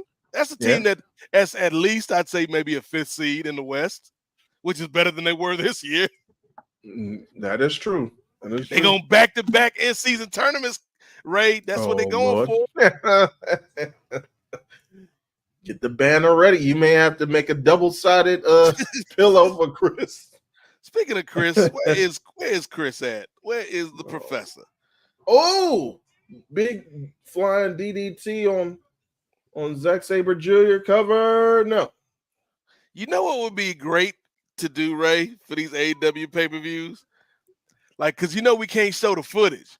But if we could hook up a third screen and find a useful application for what is I ain't going to go as far as to say trash, Ray, but it has, you know, what's the old joke from Jamie Foxx? I'm not saying late, great Whitney Houston was on crack, but that night she was acting crackish. I'm not going to say AEW Fight Forever is trash. As we are at the 1-year anniversary of the release of AEW Fight Forever, the game's performance has been kind of trash-ish. But a useful application would be when we do these AEW pay-per-views, when we can't talk, like show the footage, we'll like have, like if there's 4 of us, 2 of us can be playing the game. Like you have somebody playing Orange Cassidy and somebody playing Zack Sabre Jr. right now, and that could be the visual representation of what we can't show you. Our simulation, if you will. The simulation. And you know what? Matter of fact, let me see. Hold on. So yeah, everybody in the chat, let us know who you got predictions as the night goes on. Long show, as they always are for AEW, but it's going to be a good show. So, yeah, I got it. Still unopened, though. I haven't checked it out. I've been so busy, man, but what you got, Ray? PlayStation or Xbox? I have PlayStation 4 and Xbox One, but I'm primarily a PlayStation boy. Okay. Ray said I got a game cast. Like Game. Gamecast, I ain't never heard of Gamecast. I heard a GameCube and a Dreamcast. I got a Gamecast. Shout out to Malibu's Most Wanted. But yeah, I got a PlayStation, and right now, this is not to say that this is a sign that the game is failing, because there are a lot of good games on the the PlayStation Store that they give out for free monthly. If you're a member, Oh yeah, yeah. right PlayStation now Plus. until tomorrow, I believe, Yeah. until July 1st or 2nd, AEW Mhm. Fight Forever is available for Ooh. free on the PlayStation Store. So I copped it on the PlayStation Store, and it's like I said, I had it because I used to have a Xbox 360. 360. And then with all this fame and fortune, Ray, that came with this conglomeration of the Kings of Sport, and also my tax money, I got a PlayStation 5, Ray. Ooh. Like, how many stations do I really have in stock? 1, 2, 3, 4, 5 plus 5. So I got that PS5, Ray. And I was like, you know what? I want to play Fight Forever again, but I don't want to pay to play Fight Forever again. So I just hadn't been playing Fight Forever on my PlayStation 5. But now it's up at the PlayStation Store for anybody that has a PS4 or PS5, and you can cop that right now. And it's as a free game, it's a good game, Ray. Yeah. The problem is they trying to nickel and dime you. They got the Tony Storm pack. You got to pay $20 for the damn Tony Storm pack, and it ain't even timeless Tony Storm. It's Outcast Tony Storm from like 2 years ago. Come on, Kenny Omega. This was supposed to be your dream, Kenny Omega. Ryan. Like they had all that hype, and like they took the older developers of like the older WWE games. Yeah. Like it was supposed to be this big and special thing. They had the window, because when they announced the game, it was right when WWE 2K20, one of the worst games in history in terms of the way the game performed, came out. And they had a 2-year window where they could slide a video game up in there, and didn't. And by the time they released it, 2K23 was already out. Mm-hmm. Oh, nice pinning combination reversals by both men, and now a sleeper hold applied by Zack Sabre Jr. Oh, he's setting him up for that Zack driver, Ray. Stop. That's the setup. No. You put him in that sleeper hold, then you hit the Zack drive on him. It's that combination. See, now I actually want to see what he would if listening. See him hit a Tiger Driver 97. Like, what would his Zack Driver 97 be? It'd be like Ray Williams predicted it.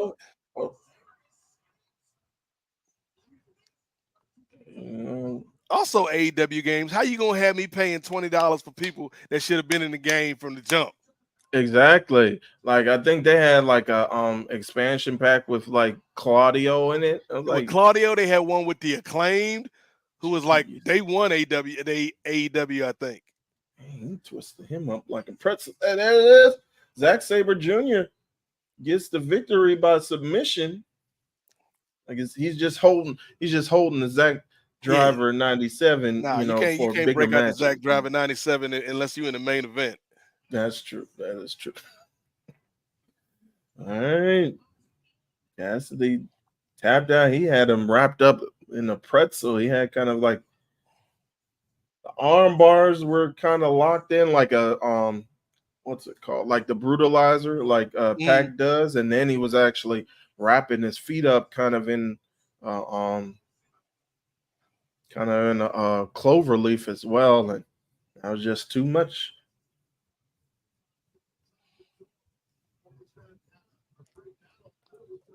So the Chicago Sky lost again today, Ray, but that's all right. They learning through these losses. Sign of respect, Zack Sabre Jr. giving Orange Cassidy his shades back. But Scott, see why you just jumped on the bandwagon? They got hot for a little bit. See this. See, Ray, you don't understand this, Ray. Long-term booking. And it's not just me, Ray. I'm what the culture feeling. The culture feeling this Chicago Sky, Ray.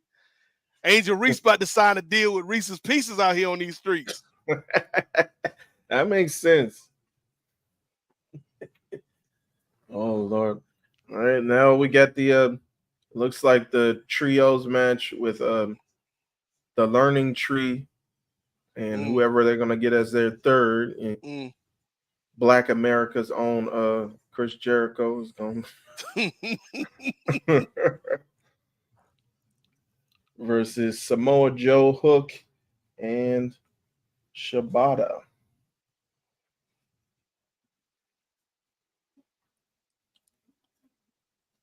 Shibata. Are there any other athletes? Not athletes, but are there Jeff any other Cobb. wrestlers? Oh, Cobb is the third? Yep. Okay. But speaking of Shibata, are there any other pro wrestlers whose names connotate types of bread? Yeah, that's what I'm thinking. See, that's you're gonna have me thinking all night about this. What? Let us know in the comments if y'all can think of any pro wrestlers whose names remind you of types of bread. Drop it in the chat. All right, so let's see. Now I got to break down types of bread in my head. What rye? Ryback. Okay, we got Ryback. Ryback. Okay.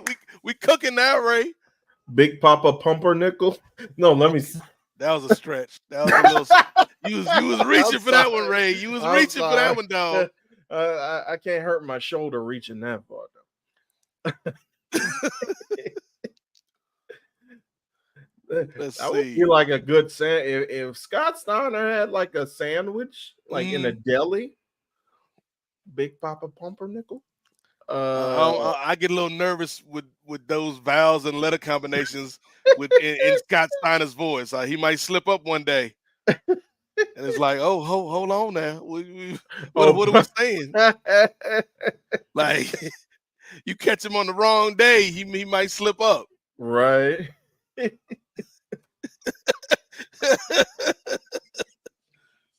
Pumpernickel with the hard L. Like, nah, brother, we don't.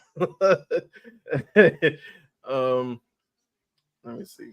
See, now you got me really thinking seriously about this crazy question. But yeah, go ahead. Oh, okay. I think we got a submission in the chat, Ray. Oh, Prince Nine. I like that. I like Nine is actually really good, Ray. Like, there's a Mediterranean spot close to the job, and the dude that runs it, he always brings us extra food, thinking it's gonna get us to like take some money off of the price. And it's like, I mean, I can give you 10%, dog, but that's the most I can do. I ain't the manager. All I can do. That's all I can do. I appreciate the falafel and the naan and the tzatziki and all of the lamb and everything, dog. The shawarma, I appreciate that, but 10% is the most I can do, dog. Now I can direct you to the website where there's a coupon for 15%, but you need to have a coupon to get that. You could have saved yourself some time and money in the kitchen and just hit the coupon up, but I appreciate the free lunch. Hope you're listening, brother. Then go online, get that coupon, brother. All right, they come down. I was thinking I was gonna get some Mediterranean food for dinner tonight, but then I was thinking Caribbean because there's like a Jamaican spot a few blocks down. I was gonna get some oxtails, but then I was like, nah, man, it's too hot. It was like 100 degrees today in Virginia. I was like, I'm gonna be good. So I had Subway for lunch, and then I got me a couple. I got a salad and I got like a tuna wrap from Wawa for dinner at some point tonight. All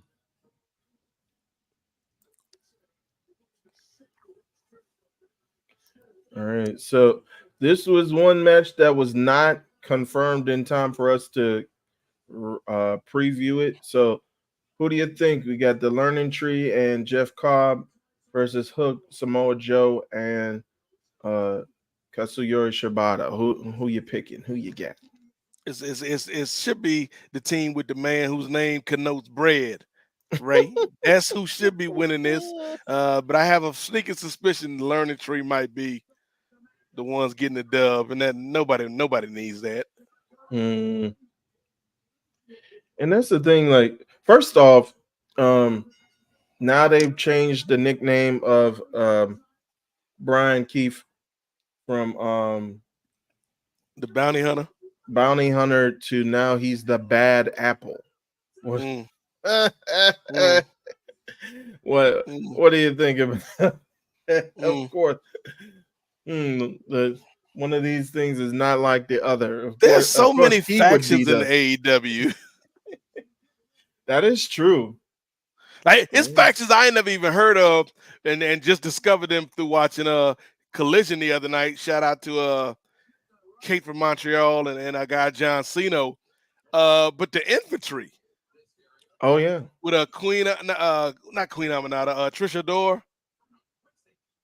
Oh, Trisha Dore's with them as well. I didn't know Yeah, she because was it's with it's them too. her and it's I can't even remember the brother's name. Somebody help me out in the chat.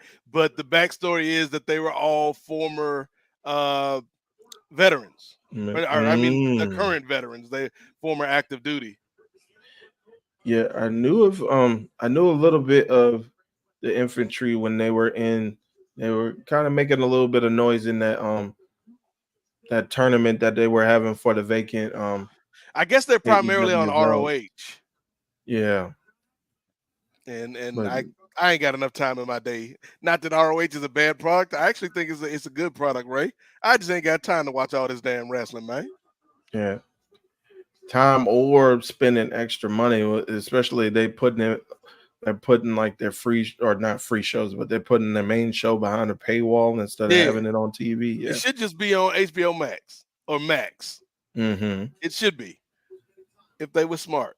But what has Warner Brothers shown us to let us know they are smart? And that's the truth, especially over the last year or so. I'm talking to you, David Zaslav.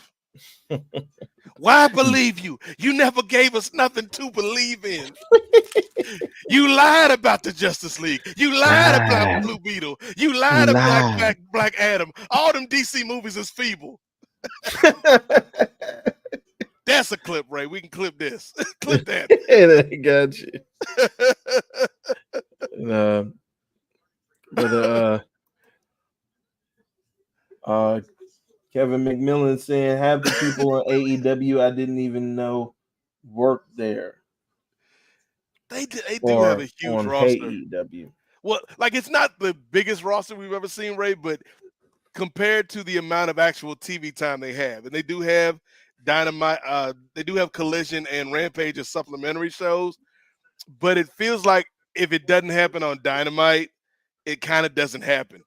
Because Yeah. even Dynamite, as people have bemoaned over the past couple months, even Dynamite has kind of hit a threshold in terms of viewership. Mm-hmm. Yeah, especially with not this past week, but a couple weeks ago when they hit their lowest. What was it like the lowest number on a In Wednesday history. Yeah, in for history? Dynamite. Yeah, on a Wednesday for Dynamite. Yeah, that's Because they I didn't don't play the know. Big Bang Theory. Oh yeah, you did go over about They tried to blame Black Panther for the ratings. And if y'all don't sit down. Mhm. But what Big do you Bang think? Theory is such an average, such a mid sitcom, at least in my opinion, anyway. It really is. It really is. I don't even think it was the best sitcom from CBS, to be honest with you. I Oh, was a big what you talking mm, about, Ray? What you on? I was a big How I Met Your Mother fan. Okay, I thought you was gonna hit us with that. What's this? Bob Hart's Abishola. I hit Oh, I've heard show. about that. It's like the big white man that got skinnier through Ozempic or something, and the African nurse lady, and they fall in love. Mm. I guess I don't know how the backstory is on Bob Hart's Abishola, but it's made by the dude that made 3.5 Men because he makes like all the CBS shows. Oh yeah. Chuck Lorre. Mm. I said 3.5 Men, 2.5 Men. 2.5 men. It was 3.5 Men until Charlie Sheen went Charlie Sheen. Mm-hmm. Tiger blood, bro. I remember when Charlie Sheen was a thing. Like that was like a whole year when Charlie Sheen was a thing, and now don't nobody ever talk about Charlie Sheen no more. Mm-mm. I don't even. When was it? What's the last thing I he can't remember the acted last thing Charlie Sheen was in. in? His It must roast have was been. pretty funny though. The comedy, it was one of the better Comedy Central roasts. Mm-hmm. Patrice O'Neal was on there, and he was like, I respect you, Charlie Sheen. Like, not as an actor, because all your movies is kind of Christian Slaterish, like they good but they suck, but they kind of good but they still suck. But he's like, I respect you for the stance you took against Hollywood and the stance that you stood up for yourself on, and it just goes to show you you can't keep a Sheen down. And then everybody started clapping. He was like, but you can keep an Estevez down. Your brother ain't been in nothing since Mighty Ducks, and he's the good one. That Negro do Mm-hmm. everything right, and his career is over. I was like, yeah, Mm-hmm. that was hilarious. That's the one thing. Like I don't know what. Like Emilio's been out, and then Emilio was in like that. Didn't they do Martin. like a Mighty Ducks revival on Disney Plus like last year? Yeah, I think that was the only thing. And then well, Martin Sheen's still alive. Their daddy's still alive, right? Yeah, he's still alive. Mhm. That's crazy how they could just like erase their own heritage like that, but just Maybe Bronny James should have been Bronny Estevez, and nobody would have had a problem with him getting drafted. maybe. And that's the thing, too. I thought he should have stayed in college, but Yeah, I think so too. I do think that the reason he probably well, two reasons that he probably declared early is number one, his coach left, and he was probably going to switch colleges anyway if he went back to school. right. But then two, like even though LeBron is still great, like there's a time clock ticking on LeBron, and he's like, Mm. I don't know if it was LeBron saying, "Hey, we got to do this," or Bronny like, "Yeah, Dad, let's do this." I don't know Yeah. why I made Bronny sound like that. That's a grown ass boy. Yeah, I Man, know, right? yeah, Dad, let's go play. Like I don't know why I did that to the brother. But yeah, like I think Bronny's gonna be all right in the NBA, man. Yeah, yeah. I just got to keep the expectations down. And like you were saying before, it's like, oh, now we want to talk about nepotism in the NBA. Now we want to say it's a bad thing. How many Antetokounmpos? How many Dunleavys? How many Dunleavys we done seen? How many of these Zeller brothers? I think it's like 5 or 6, 7 Zeller brothers that done played in the NBA. Mm-hmm. And then what made it so crazy when the Zellers were out, there was like another group of brothers, like white brothers that I think went to ACC schools that were all like 4s or 5s, like stretch 4s or centers, that were all like just kind of there. I can't remember their Mm-hmm. name, but it was like the Zeller brothers, and then there was like another group of random white centers that were all related in the NBA and playing like 15 minutes off the bench a night. Mm-hmm.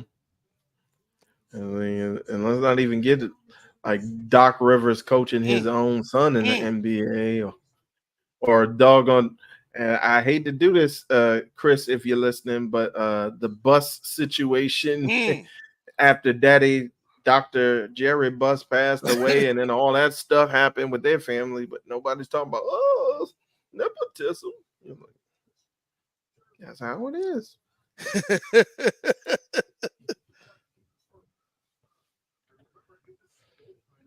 Kevin lighting up the chat tonight. He really is.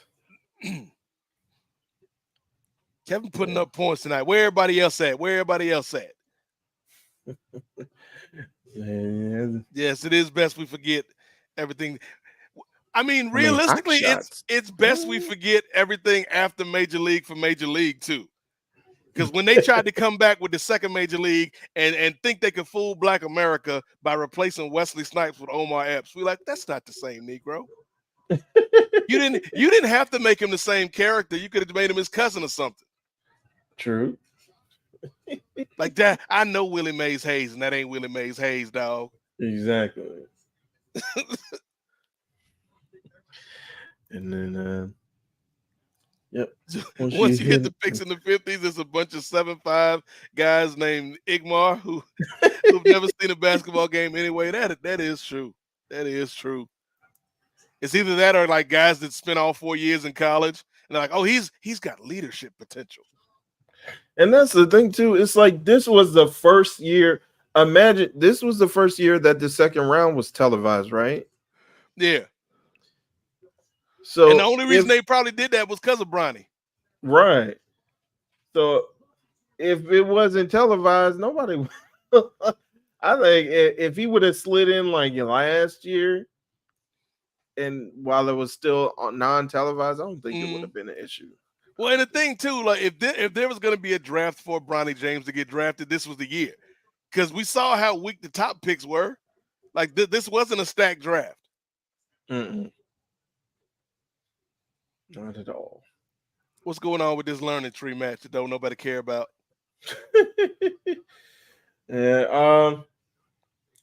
Jeff Cobb just hit a fall away slam on Shibata, tags in Jericho. Yeah. And that's the thing too. It's like, and I think some people were actually mentioning it on the stream on with Martin earlier in the day yesterday when they were talking about just AEW has long matches for the sake of long matches. It's like not every match need to be like a 20-minute class. Some matches need to be cut down to like 10 minutes. Like this trios match. Oh, Hook coming off with a big axle hand or double axe handle. Oh, so you just made up a move, Ray. I never heard of that. You should. That's the just, other move. Yeah, that's you should have just hit. What a maneuver! Right. That's what you should have hit him with, Ray. The axle hand. That's the signature. That's the signature maneuver before the Zack Driver. Before the Zack Driver 97, you hit him with the axle hand first. So what a maneuver! For everybody watching, we appreciate it. If you want to hear more from us, check out the Patreon, patreon.com/the Kings of Sport. $5 gets you in the door. And if you are a patron, you have the opportunity to jump on live streams like this and chop it up with us. So like if you're sitting in the chat like I'm gonna tell Ray all about how great the learning tree is, and they should be on every show. If you got a bone to pick with Ray Williams, sign up for the Patreon and give him a piece of your mind after you give us a piece of your change. Patreon.com/the Kings of Sport. There you'll find all the episodes, the back catalog. You get episodes before the general public gets these episodes. Kings of Sport, Spinning Black Fist, the Avengers Initiative, our MCU show, and also me and Brent Chittenden.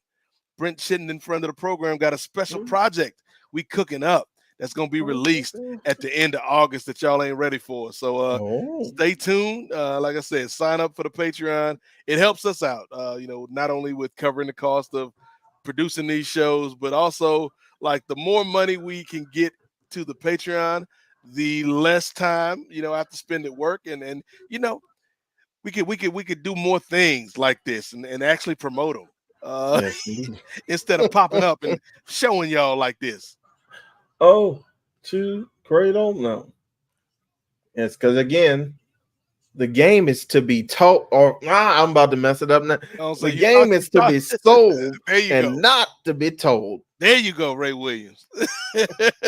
You got to earn that Lexus money.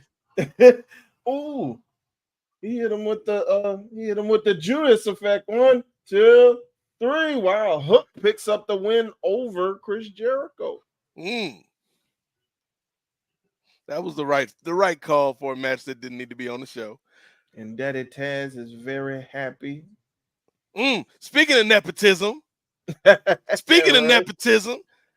why y'all ain't mad at Hook? Exactly.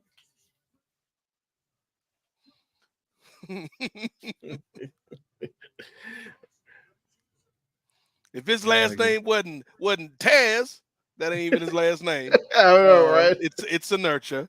But if his last name wasn't Taz, he wouldn't be here. Like as soon He'd as be he flipping came burgers. in, Yeah, somebody actually had the audacity to say if LeBron wasn't his dad, he'd be flipping burgers somewhere. Like, no, he'd go back to college and play for another year exactly, and get paid. pretty much. Like that's how crazy it is, man. Because Bronny James, and this is how I know Bronny James was raised right, man. Because I couldn't have been Bronny James with who my family is. I would have been eating up all the NIL money, Mm-hmm. all the NIL money, Ray. And that's the thing too. It's like, and he has a decent social media following as well. Yep. And plus, all you gotta do is like everybody love that girl Zuri, right? Everybody love her. Just Hmm. have her on your commercials, man. You be making money in no time. Just pay her back in like McDonald's or something. She like what? Like she's still like what 10 or something now? Right, right. Yeah. It's like those I seen lesser athletes get this NIL money. Like what's the twins? Is it the Cavendish twins? The basketball players used to play for University of Miami and then thought they was gonna be part of the WWE and they went to the training in NXT and whatever. And then they was like, no, Oh. let's go back and play basketball. I think that's who it is. Yeah. The Cavendish twins. I call them great value Miami Sweet Heat from Wild Women of Wrestling, if you know what I'm talking about. Because Miami Sweet Heat, they was basketball players too, but they dedicated to the wrestling game. They ain't just show up and be like, no, we don't want to do this. Miami Sweet Heat, 2-time Wild Women's World Tag Team Champions. Wow, the show that what is that's like the guilty pleasure or not the guilty, but that's like it's getting more ratings than TNA and TNA mixing in Low with key, Ray. NXT. Ain't it? Low key, WoW is one of the best wrestling shows on TV right now because it's a quick show, it's a short show, it's an hour, and they're gonna have 3 matches with stories for each match, and they give you a little cliffhanger for the next week. Mm. Everybody got a character, so even if you don't know who these women are, you could like, okay, that's Ruby Ray, she a badass. Oh, that's Candy Crush, and she was top tier. They the jocks. She got the Coach Campanelli in the game. You know what I'm saying? Fabulous Mm. Lana Star got her little group, her little stable, the Fabulous Foursome. It's easy Mm. stories. It's wrestling. It ain't rocket science. That's true. All right, well, now we're about to start up with the we got the ladder match for the TNT championship getting ready to start. Let me bring up the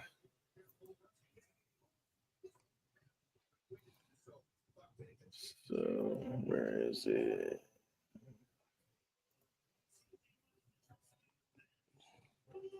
So we got El Phantasmo with the New Japan representation, Leo Rush, Jack Perry, Dante Martin, Mark Briscoe, and Takeshita. Mm. Konosuke Takeshita. It should be Well, Takeshita, but he ain't gonna get it. It should be Leo Rush, but he ain't gonna get it. It's gonna be that's Jack true. Perry. Yeah.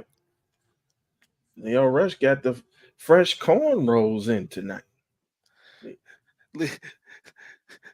When Tony Khan hired Leo Rush back, he was like, you know what, Leo, there's something different about you. He was like, what is it, the braids? What is Oh, see, yep.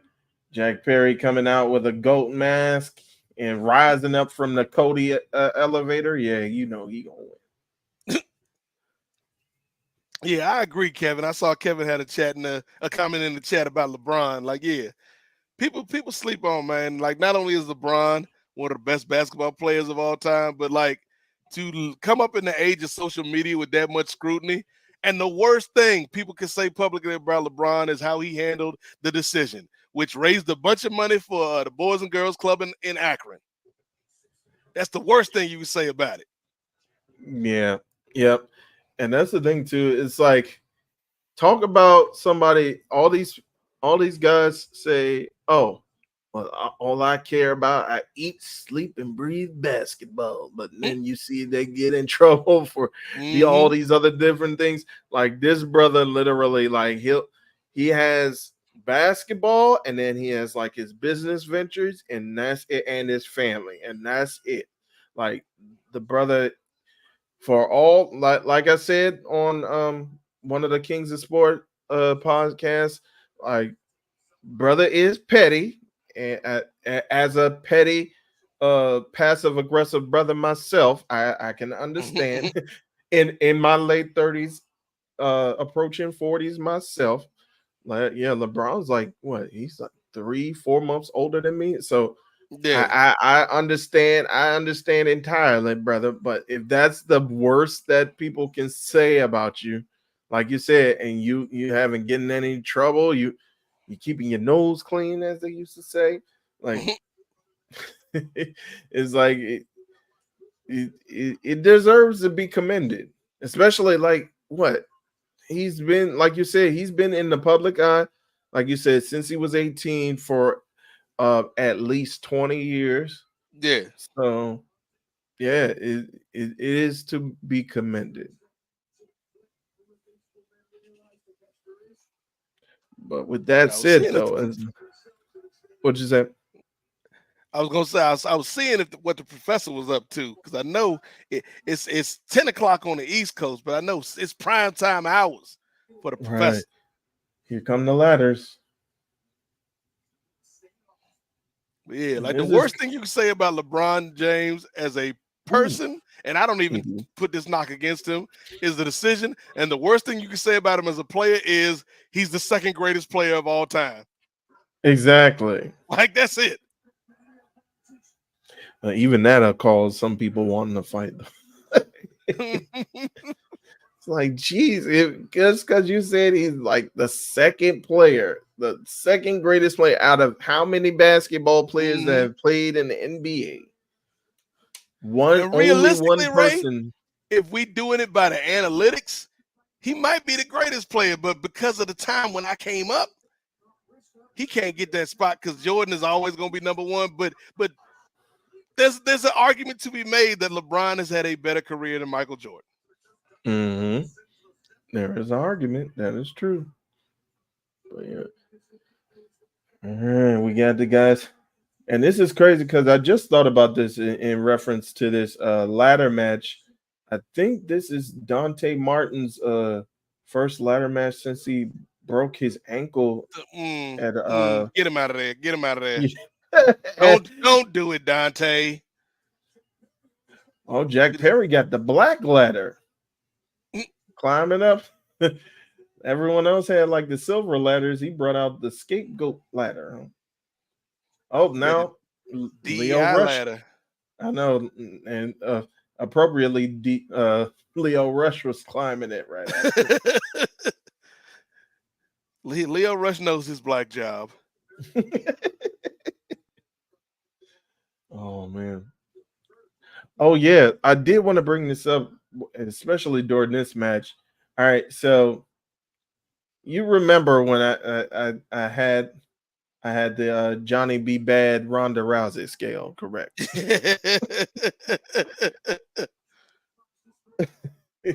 All right, so I think I want to go ahead and put the Briscoes I on mean, there I because mean, you leaving out the part where you thought Juice Robinson was a brother. You that conveniently this is left out that true. part. He's on the Johnny B. Bad side. It's a scale, it's a spectrum. He's on that side of the spectrum. But I think the Briscoes, you can't tell me the Briscoes ain't got no black in them. Especially Jay, his name was Jamon. Come on Mm, now. mm. Jamon, and you tell me he all white? You To can't tell Jamon me. and Marcus Briscoe. Right. I think that see, they hiding something. See, Daddy Briscoe, I think Daddy Briscoe is just like their adopted pappy. I think they hide. He not the step Oh, pappy. He the pappy that stepped up. exactly. Oh, Elvin Come to find out Tasman. their father is Iceman King Parsons.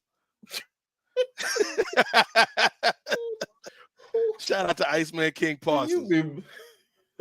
This is what you get, guys, here at the Kings of Sport. Just these random references. Like, well, who was that? The Pitbull Sergeant? Who? Oh, Sergeant Craig Pittman, the Pitbull from WCW. Exactly. It's like I don't have any idea who these people are. Ranger Ross, one of the great WCW figures in Black history. The master of the super kick.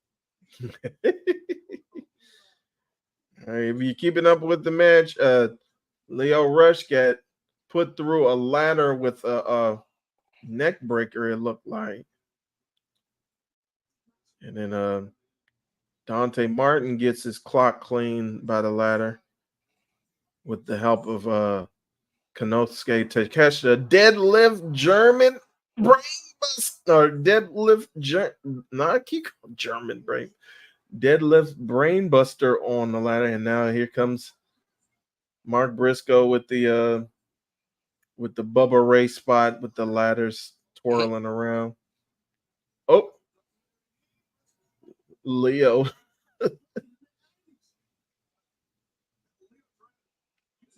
Oh, Leo in a face full of ladder.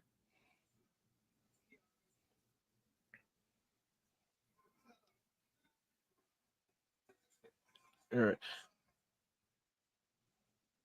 So, are you in agreement? You think Jack Perry's getting this? Yeah, you did just mention that. You said it makes sense to further the story of the Elite. Now, later on, because I think we still haven't gotten a match with Jeff Jarrett and the Wild Card. When we're talking about the Elite, and I think in Collision, I mentioned before that Hangman Adam Page. Oh, Hangman Adam Page made an appearance, and I'm saying that as Takeshita just got put through a table as Mark Briscoe leapt over the ropes and dove onto him. But do you think it's going to be Hangman that has that spot, that wild card spot, and now you have somebody who's from the Elite and who's now getting into a world title conversation? Do you think he's going to fill that wild card spot, or do you think someone else is going to jump in? He's the most likely subject. And that's not always a bad thing for storytelling, to have the obvious person be the person that actually ends up being in that spot. It's intriguing, though, because I feel like if it is him, then we're going back to Hangman Swerve a little too quickly. Yeah. But do you think it's too quick if it happens at All In? How far away is that?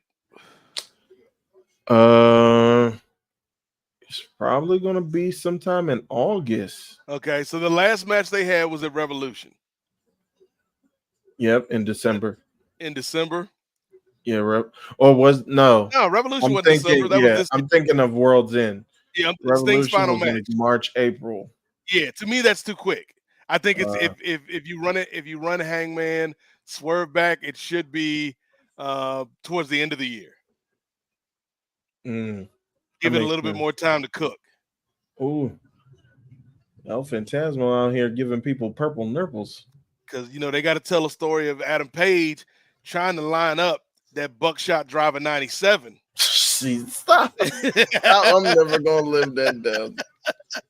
Ooh, Dante's favoring that left ankle. I think he's selling it. Yeah, the buckshot driver. All right. Man, when Wade put that clip up, that clip is doing numbers, Ray.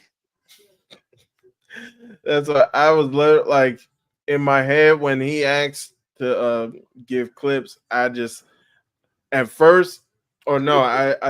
initially I was thinking that one, and then it was another one that we were talking about. but instead I just gave him like the second one, and I was like, I'm sure it's gonna come up, and then like not even like 2-3 days later, he was like, Ray, can we put this up? It's hilarious. I'm like, okay, go ahead. So you was trying to block your blessing, Ray. You know what I'm saying? So all fame is fame, Ray. You could be famous or infamous. I don't It's still famous. know. The viral sensation, Ray Williams. Viral sensation. Zack Sabre Jr. gonna have you walk him out to the ring in Wembley. That's when he gonna debut the Zack Driver 97. The Zack Drive. Oh.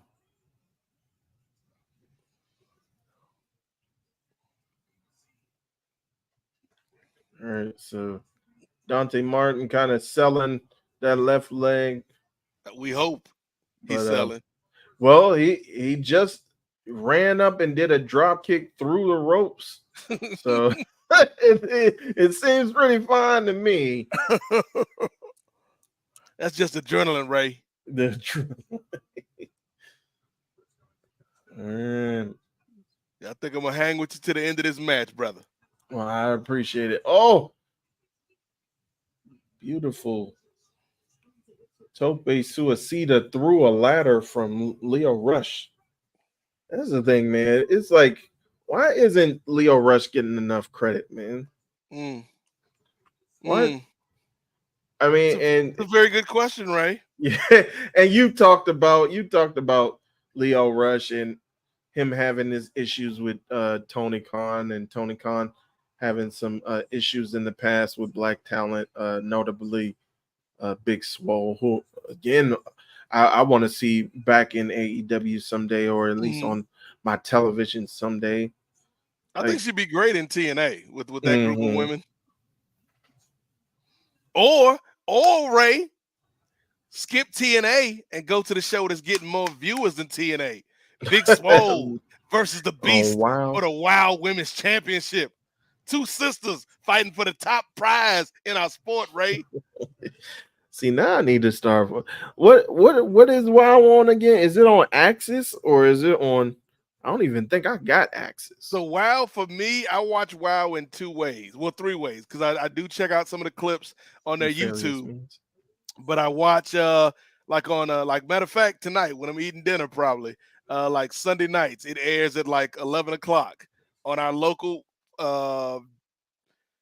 like used to be My TV affiliate.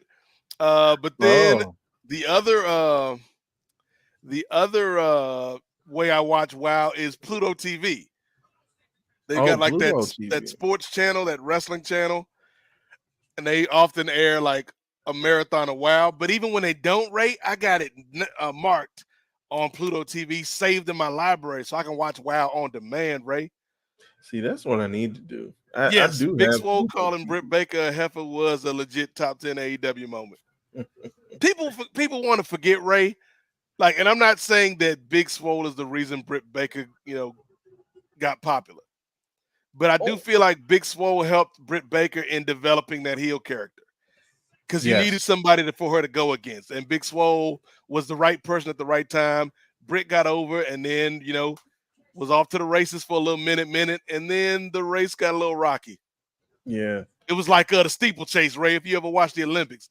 The steeplechase, where you ain't just running on the track. You got to run on the track, and then there's a little hurdle. Then you got to run around the cone, and then you jump over a brick wall that's in the middle of the track for some reason, like a Super Mario, and splash into the little puddle of water. It's a lot of obstacles on this Britt Baker steeplechase, Ray Williams. And a lot of people forget during that time, that was when I believe Britt Baker, in the midst of that kind of feud with Big Swole, I think she broke her ankle. And she was coming out, I think Reba / Rebel, was bringing her out. And she was still getting heat. Yeah. Even being inactive, she was still coming out on TV segments. And that's when the Big Swole dumped in the dumpster and she couldn't get out because her leg was broke. But yeah, I think like the end of that, when they had like the the cinematic match in the doctor's office. I was like, yeah, and that's when you can kind of see like the writing was on the wall for Big Swole. It's like, come on now, y'all. After all the stuff they did to her, she should have got that W. right. Oh, Blue Thunder Bomb through the two tables from Takeshita to El Phantasma. And Takesha, another guy underrated. We talked about it on the NWA podcast before. We know El Phantasma ain't gonna be in Rush Hour 3.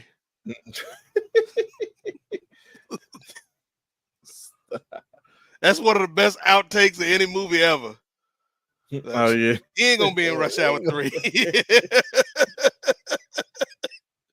And then Rush Hour 3 don't happen until like 10 years after Rush Hour 2. And where were they at, Ray? Where were they? Or you remember in what Rush country Hour they 2? went to in Rush Hour 3, Ray? Oh, the country that you're waging a war against. And France was hating on this Asian brother and this African American brother because the French have been trying to hold us down, Ray. They stealing our culture, Ray. They stealing our draft picks. They stealing our culture. You know what? Donald Trump, you need a running mate, dog. Oh no! See, there you go. I'm gonna be like, who was that random black dude, congressman or something, a representative Chris would know, like a month or so ago, that was like, things were better for the black community during Jim Crow. It's like, Negro, what? I think it was Byron Donalds, something like that. Yeah, that guy was in true pick-me form. I'm like, what are you talking about? He's like, I'm just saying, in Jim Crow, the black family stuck together. Like, huh? What? And Jack Perry's up on the ladder and which ladder? Rips down the title. Did he use the black ladder? He's on the black ladder. The scapegoat ladder. Yep, and as predicted, Jack Perry becomes the TNT champion. Well, yeah, and it really hit hard too. I'm sure you saw this clip. Nate. It was a couple clips actually. With Reggie Jackson, Hall of Fame baseball player, and they have him on for Fox News, or not Fox News, but Fox Sports. I think it's Alex Rodriguez, Big Papi on there game as in well. Birmingham. And he just recounts all the stuff that he went through, and then just me thinking about that fool Byron Donald. Like, this dude was like, he could like he was getting turned down from every restaurant that the team was going to, getting turned down from the hotel that the team was going to. They threatened the people who he was living with for a month and a half that they were going to burn down the apartment. But well, he still had the right to vote conservatively. He could still vote conservative. He still was in a good stand. What are you talking about, bro? What are you? It just irked me. But again, we need more people like Reggie Jackson who just lets people know, because I think like we've kind of been separated from that period of time, but it still wasn't too long ago. It's still within people's lifetime who are still on this earth with us, who can let us know. Like, and I always mention this brother on the Kings of Sport when we were talking about politics too. Reese Waters, he brought up a great point too. He mentioned that it's still people who are alive who have experienced that, and I think that millennials or Gen Xers who may not have lived during that time, like, we've always heard stories of that, but we never, thank goodness, we never kind of was in that particular time period. But we got these boomers or these older folks, not boomers in a derogatory term, but the true boomers who were born back then, Mm-hmm. who were kind of like they had to live through this stuff. And so, and when people talking about making America great again, like, do you really understand like what time period you're talking about? And like, who are you making America great? It wasn't great for everybody in several periods of history for America. It wasn't great for everybody. So, is Mercedes match next? yes. Uh-oh. Stephanie McCool just made her entrance. Uh-oh. Get ready for the greatest theme song in AEW history. Oh my goodness. Under Garro on the beat, ho. Have they done any alterations to that theme song since they rushed it out that one night? I don't think so. It still has that long lead up part before they get to the CEO. Yeah. Yeah, they got to do something with that because I feel like the CEO part works, but that long lead up, it's like, But I think, especially if it's right before a match when she's about to come out, I think it kind of works because it's like a build up to it. So I don't know. You just a Kevin Undergaro stan. Stop. But hey, I told you how I feel about the lyrics. Like Kendrick Lamar, Mercedes Monet is not like, but it's catchy. The hook is catchy enough, and then you don't have to worry about listening too much to the lyrics when Excalibur and Taz are talking over. All right, title for title. Oh, so it's all the gold is up.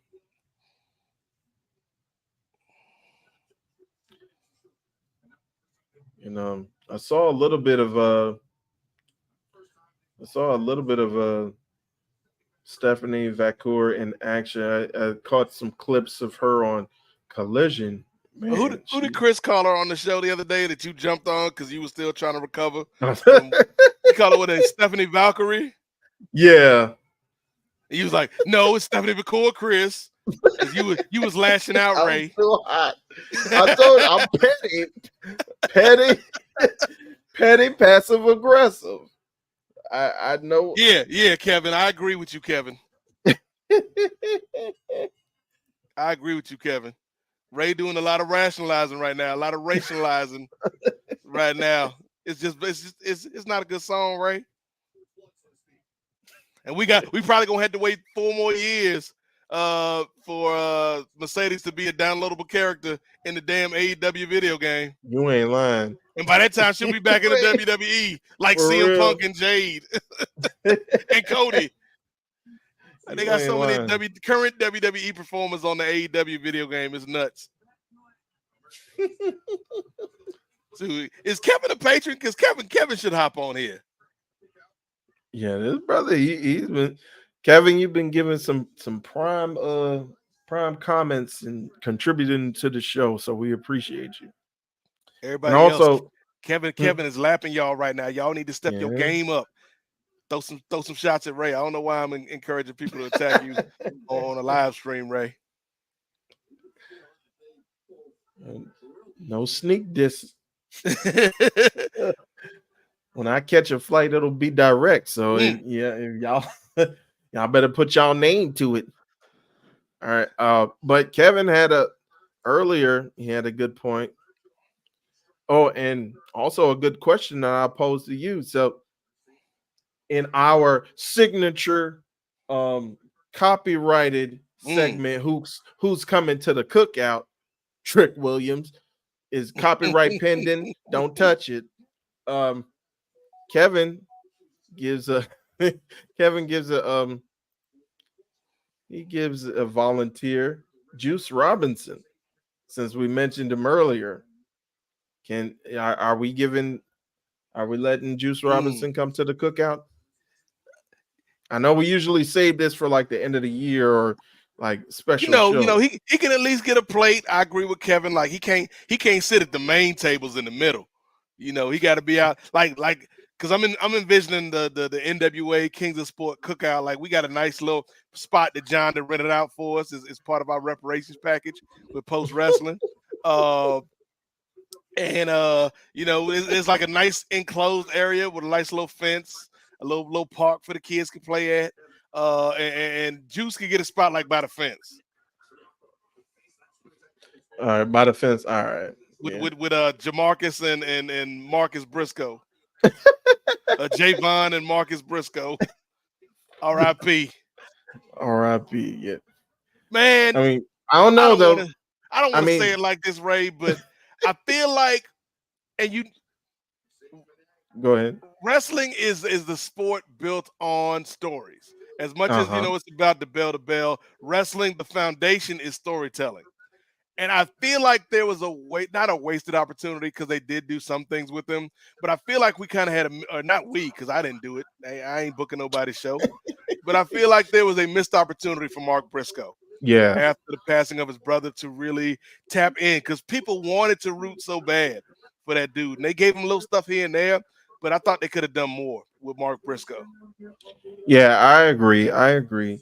Um, and especially kind of thinking, I think Tony, while he had I don't want to say sympathy, but he kind of had remorse and he kind of had sympathy for Mark in the situation that he was in. I think he still sees Mark in that ROH like Hmm. mindset. I don't think he sees him as a top AEW guy just yet, but Did like he the have a shot at? promos. When did he have a Hmm, shot at? Was it? Shoot, I can't remember the pay per view. When did he have a shot at the ROH title? oh, was it? Because that was when Claudio held it, wasn't it? Yeah, it wasn't.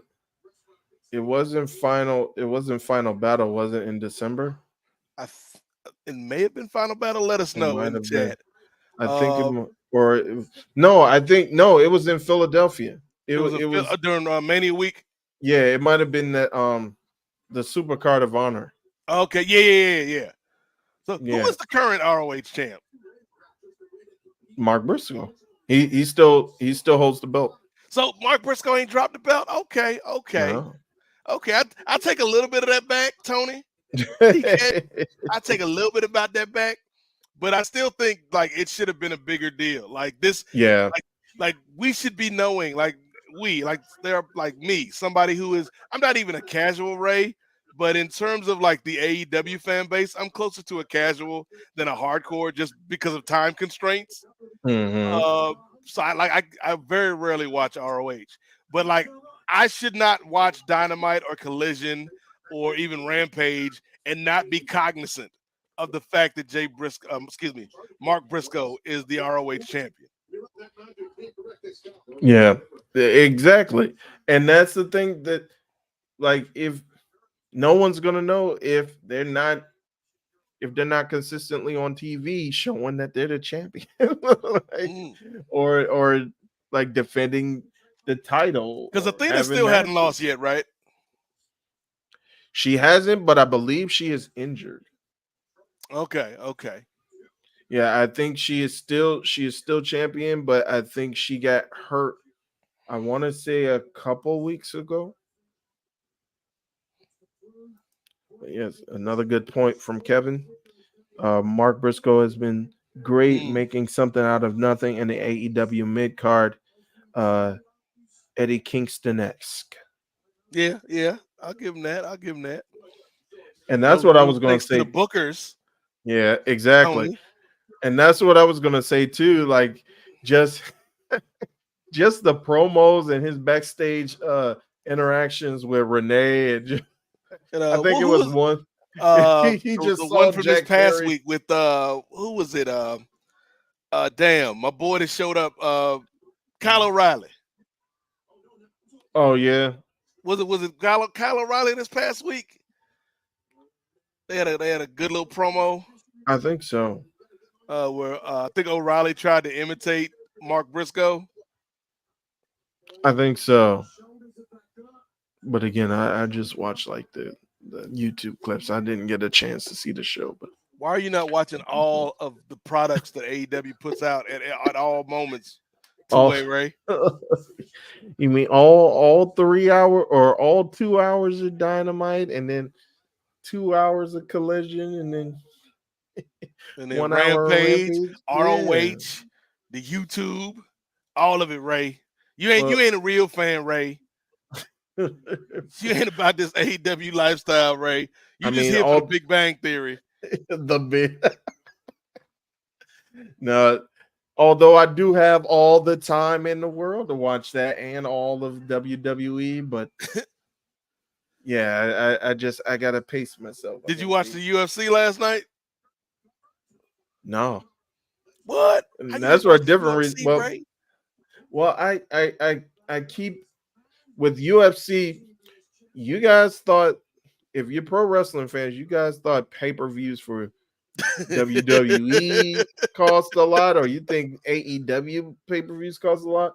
Now, especially with UFC, now they're going up to like $80 for each. $80. Yes, $80 for each pay-per-view Chi on ain't hooked you up with the Fight Pass, Ray? not, I wish, but yeah, on ESPN Plus, unless like Dude, what's Chi doing right now? Is Chi up?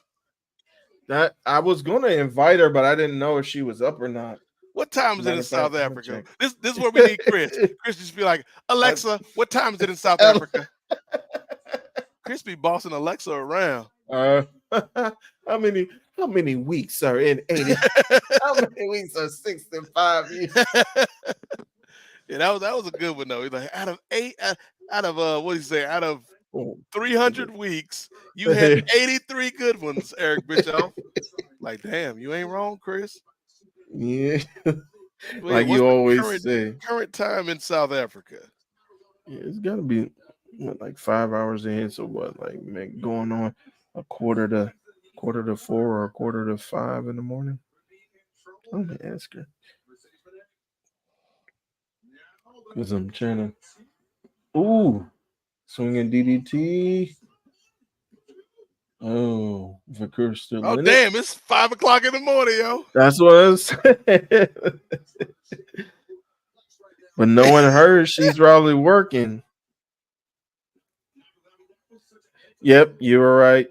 Kevin McMillan confirms O'Reilly did a great Briscoe impression.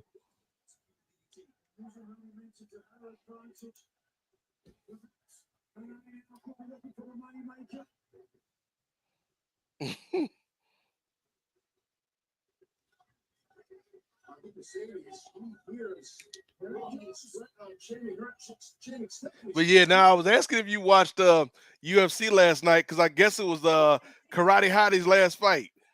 Yeah, Michelle Watterson Gomez. Yes, her Yeah, last fight. I heard she got beat like she stole something. yeah, man, yeah, man. It was like that time Mike Tyson fought Larry Holmes. It's like, come on, brother, come on, brother. But yeah, I was because we had just finished doing the our spot on the charity show with Martin Bushby. And I had one like my computer. I had my computer tuned to the YouTube to see what was going on with WH Park and Karen Peterson, aka Hateration and Holleration. And then like I'm trying. Look, people told me I couldn't get the yick into a thing, Ray. People told me I couldn't make Ray into a thing, Ray. We gonna get Hateration and Holleration off the ground for WH and Karen. Brought to you by Pollock's Pickles. Brought to you by Pollock's Pickles. And I on the other screen, I was flipping around seeing what sports were on at that time of night, and the UFC prelims were on, and I was like, oh, I remember Michelle Watterson. And then 2 minutes later, oh, damn, Michelle Watterson. Yeah. And it was weird though, because it was like she got destroyed, she got mollywopped, but at the same time, it was like everybody was like, hey, OG, We appreciate Hmm. you, but it's like, yeah, you did just get your ass whipped. But thank you for everything you did for the sport. Yeah, yeah. I was a big fan. I was actually watching Michelle Watterson on a little television program on MTV called Bully Beatdown. I don't know if you remember Bully I don't Beatdown. remember Bully beat down, Ray. So the premise is there's always this hapless individual who's Mm-hmm. always getting picked on by this bully in their lives, Mm-hmm. um, whether it be at work or just at home or in the neighborhood. And so the hapless individual would get an MMA fighter to fight their bully on their behalf in like a kind of like semi, not really sanctioned, but semi sanctioned fight. Like, I And don't think you can sanction just random beat downs on the street, Ray. it wasn't on the street though. It was like they would get the bully, quote unquote bully, to agree to meet this person, like meet the actual professional fighter in a cage Mm-hmm. and like have the gloves on and go by the rules. And if you can last 5 minutes, if the bully can last 5 minutes Uh-huh. in the cage with the fighter They get to without keep being a getting bully. well, they That get should have been the paid. stipulation. No, They the get paid stipulation for should being be a if I can last 5 minutes in the damn ring with Quentin Rampage Jackson, I should get to bully your ass after the fight. but I think it was like for every minute that you last, or yeah, you get like $1,000 for every minute, and if you Uh, last the whole thing, then you get the full $5,000 or something like that. And so Michelle Watterson was on there, um, and that was pretty much like the beginning of kind of not the beginning of her career, but her beginning of being in the spotlight. And I was kind of following her ever since. And if you're familiar with Bobby King Green, he was also an alumni, quote unquote, an alumni from Bully Beatdown. Daniel okay, okay, Cormier. okay. So yeah, unknowingly, or MTV kind of kind of branched off the careers of some pretty well-known MMA fighters. So Okay, okay, Ray. Bully beat and down. and then it was all kind of hosted by this guy Jason Mayhem Miller, who's a MMA fighter himself. Yeah, I vaguely remember him. Yeah, he's pretty crazy. I Uh, I, I kind of liked him in the beginning, but then he's just getting tripped out. These ladies are having a great match though, decent match. But I mean, that's ooh, what Taya Valkyrie does, as Chris would say. Stephanie Valkyrie. Dude, ooh.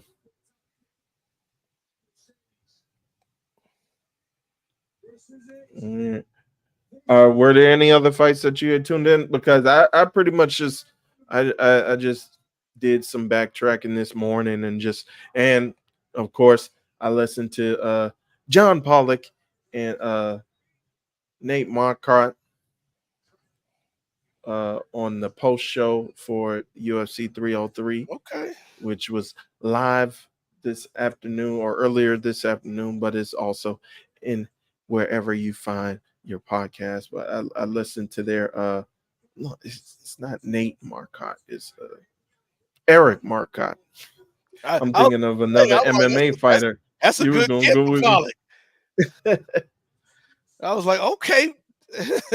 I mean, you know, John Pollock know people, so he could pull some guests. that is true. But yes, the lesser Marquardt. Eric Marcotte, former guest on the Spinning Blackfish podcast. Indeed, indeed, friend of the show, friend of the show. Oh, and the bank statement locked in, and as all of us predicted, Mercedes Moné gets the victory and not only retains the TBS championship but also wins the NJPW Strong Women's Championship. The belt that was made for her, Mhm. literally. Yeah. All right, so I'm about to wrap up, Ray, because I gave you 2 matches That is extra true. than I You said told I me you was were. gonna give you. That is true. I appreciate you sticking around, and But you thank know, you like I for. got dinner. I just checked the TV schedule. Wild Women of Wrestling come on at midnight, so that's enough time to have me a little dinner, then have me a couple drinks, watch some Wild, and call it a night. Ray Williams. Well, I appreciate you. Well, real quick, I do have one more quick question, and this is right up your wheelhouse. Okay, and again, I really appreciate you joining, especially after you're always working hard during the day, and I know your days off are coming up soon. So I just wanted to float one quick question from Kevin.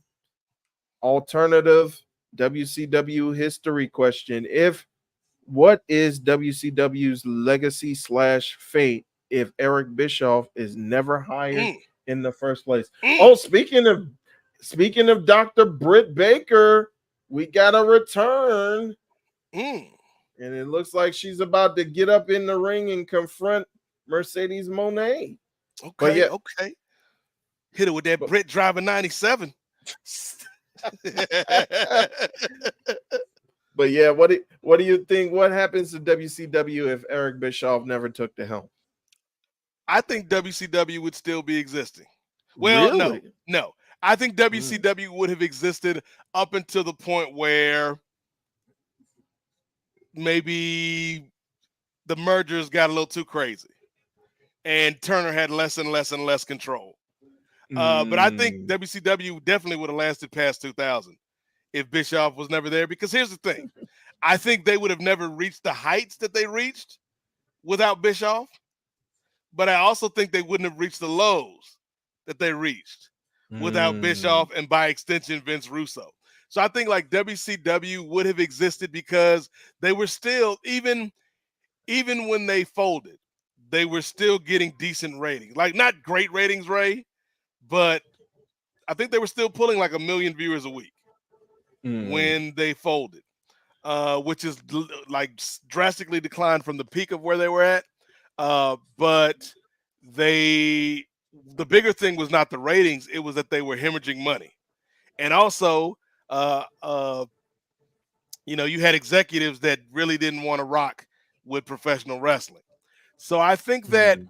if you never had Bischoff, then maybe they don't get as big, and maybe they don't spend so much, and maybe they don't get into as much debt, and they can be this little niche product, this Mm. this passion project of Ted Turner that I always wanted wrestling on this cable network, and it just kind of stays this thing that never grows, but it never dies really either, Ray, until Mm. corporate malfeasance finally would kill it. Probably, I'd say probably around the mid to late 2000s. But I Mm. think they would have had a longer leash if Bischoff had never got there. See, this is why they should have had me on that damn Death of WCW documentary. I could have been a talking head. Like y'all could have had me in a little smoky room with the lights all dimmed. And see, this is where I need Chris's Alexa to be like, Alexa, dim the lights, and then have the lights down and be like, because you don't even really need to be saying a whole lot on these documentaries, Ray. You just need like the quote that they could put in Of course. in like the previews and stuff like that. And I just be Mm-hmm. sitting there just in a dark, like a dim lit room, just they said it was where the big boys played, but sometimes you just play too much. Boom. That's WCW. They could have Only called on me, Vice. dog. They could have called me, dog. They just played too much. Boom. The death of the WCW. Brian Mann got to know some of these people making these documentaries. Brian Mann, get me in the door, dog. Come on. I could be your DEI hire. Give me a black job, Brian Mann. I don't even Get a know. black Like job. I don't know because I haven't talked to Brian in a little bit. We usually talk at least a few times a year, and then whenever we reconvene for podcasts. But I don't know if John and Way are planning to reach out to us to do another Review America. Because I don't know if we can take another one of these damn shows, Ray, with this Mm. damn election. Yeah, You seen your boy Biden bounce back though. Yeah, he got it's not riled about up, boy. it's not about how you get knocked down, but it's about how you get back up. Like, okay, Joe. Okay, then, Joe. And then the crowd, I don't know if they had like a black choir to be in the crowd for him, and they were just saying, "Yes, yes, Yes, you can. yes." Yes, you can. Like, I'm telling you, Joe Biden win this election, and this is Chris can speak to this. This is true in most elections where the Democratic candidate wins. It will be on the backs of black women. Mm-hmm. It will be on the backs of black women. They will once again have to save America. Yep. Come on, Stacey Abrams, break on out again. Come on now, we need you now. Come on now.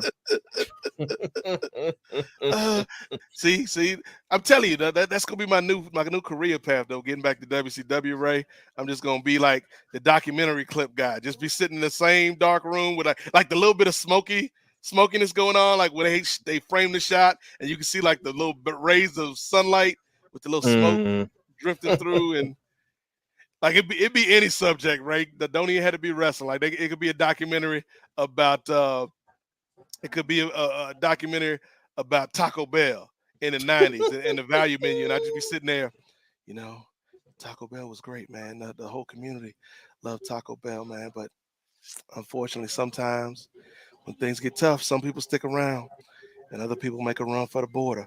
Boom! Taco Bell. What the hell happened to Taco Bell? Exactly. Oh, now they're gonna have me doing a documentary for the Kendrick and Drake beef. It's like, oh Lord. I feel like this was supposed to be a good sport, man. It's supposed to be a good exhibition, but unfortunately, you get pushed to a certain limit, and sometimes you got to pop out and show niggas. Bam! Boom. Kendrick versus Drake. That's I'm gonna go work on some more documentary lines, Ray. But for everybody else that's watching, Kevin, we appreciate you in the chat.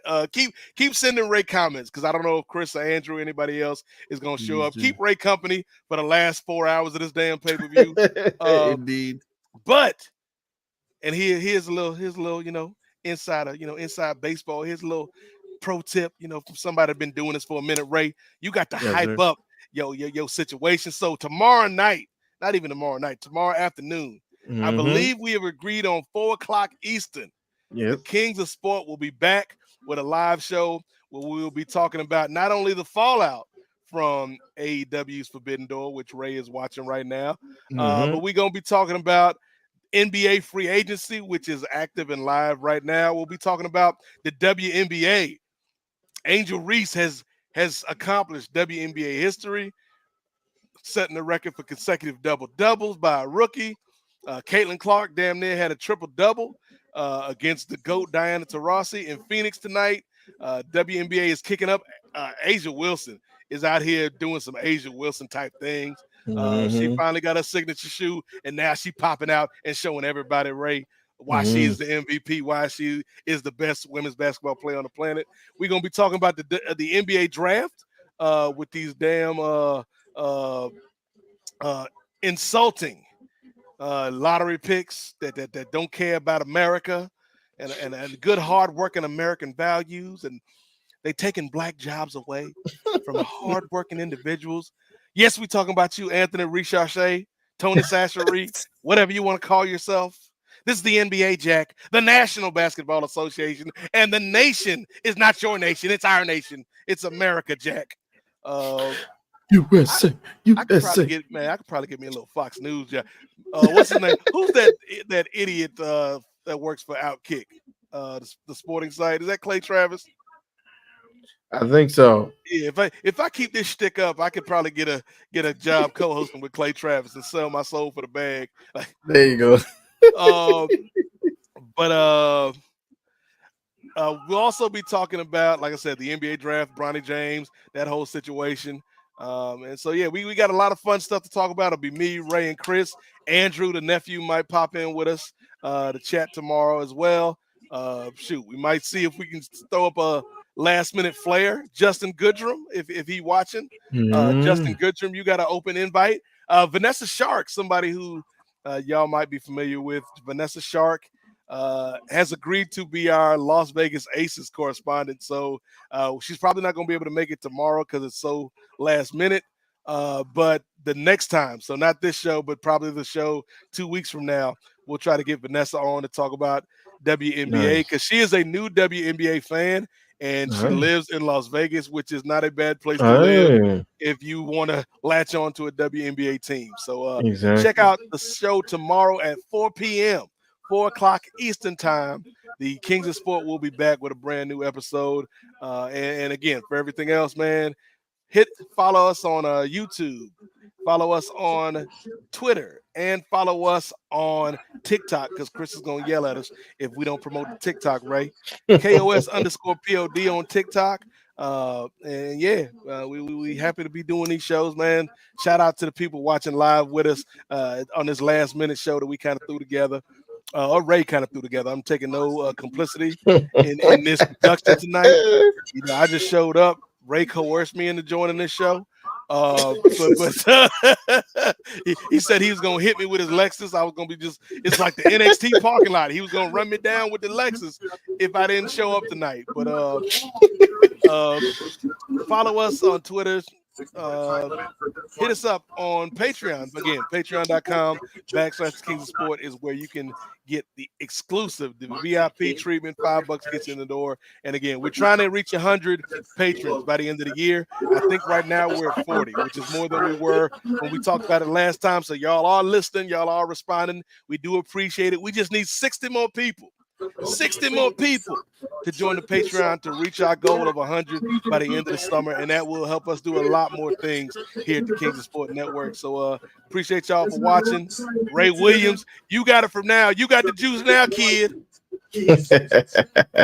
Well, once again, I appreciate you joining me, Nate. Always a pleasure to have you on, joining for the live shows. And again, tune in for and come see us tomorrow. We'll be live at around 4 p.m. Eastern. So with that, thanks again, Nate. Appreciate Kevin, keep you. sending Ray comments because you know I don't want this man to be out here just talking to himself and eating chips all night. And, I mean that I'm used to doing that anyways. All right, y'all. Enjoy the last 5 hours of this pay-per-view. Appreciate you, Nate. AEW. Hit me with that Ric Flair one last time while I leave, Ray. Of course, you know the Kings of Sport, and as Kevin said, this is like the second screen experience, and it's for everybody, but particularly it's for one group, Ray. For all you black folks out there, tell them again, Rick. For all you black folks out there, one more time, Rick. For all you black folks out there, that's what I'm talking about. So, Ray, good job throwing this thing together at the last minute, man. Have fun with the rest of the night. But I ain't gonna be here because I got to eat dinner, have me a couple drinks, and watch me some Wild Women of Wrestling, the best show on planet Earth. I'll see y'all later. Take it easy, Nate. Enjoy. Later. Later. Enjoy. All right, and that was the Godfather himself. Always a pleasure to have him on and taking time out of his busy day again. Brother is always working hard at the shoot job, as he refers to it, 10, 12-hour days, and then coming right on after getting off of that job and just coming and contributing. The forefather, one of the forefathers here at the Kings of Sport, always a pleasure to have him join. So with that, so if you guys are not watching, we are into the IWGP match or IWGP Championship match with the champion Jon Moxley defending against Tetsuya Naito. We got Red Shoes, famous referee from New Japan, who's refereeing right now. And I was just mentioning JR, good old JR. He is out here for the IWGP World Championship match. He's actually calling it, so it's good to see. And that kind of brings something up to me. It's good to see Jim Ross out, but we haven't gotten one appearance from Tony Schiavone tonight. I think it's mainly been Excalibur. So can we make fun? If you want to. I always got love and respect. I kind of rib them every now and then. We rib them a little bit. I'm sure he's still listening though. Ooh, Naito spitting in the face of John Moxley cover and getting a right hand for his troubles. But yeah, what's going on with Shivani? Because we got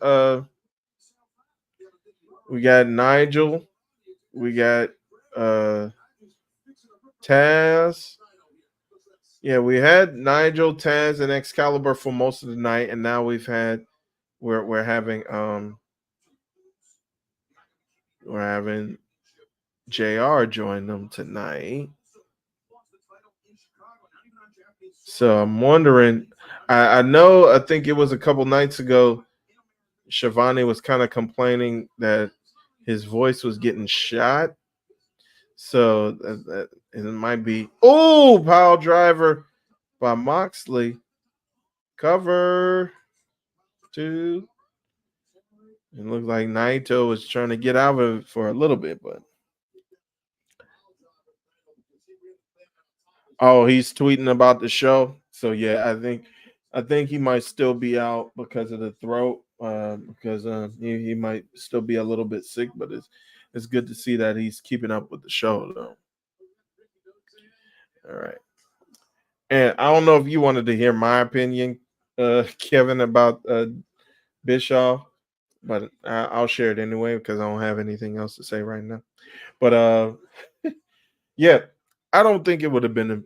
I don't think it would have been. It would have reached the heights, and I actually think it would have died sooner because they were already looking for people to kind of fill that void where you had like the Jim Hurds and you kind of had other people who trying to step into that role with no success, and you see like the views, or you can see like the ideas of folks like a Dusty Rhodes wasn't really translating to television like that either.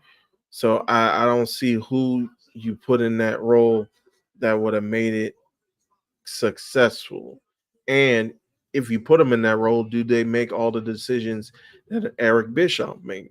Do they make the decision to go after Hulk Hogan that hard and to go after um, other former WWF um, wrestlers as hard as Bischoff did? Do we get the formation of the NWO? Like, it's all these different questions you have to ask, especially when you think of Bischoff, like and kind of the things that he was influencing in. So yeah, I think it would have died even earlier, and I think with that being said, I think it would have died even earlier, and there would have been no need for WWE or WWF to kind of get competitive and get into the Attitude Era. So then, not only are you thinking about not only are you thinking about the life, like the lifespan of WCW, but you're also thinking about WWE. Does it get better, like without the competition or without having that main rival? I don't think so. I think McMahon would have just stuck to what kept bringing in the dollars. So that's just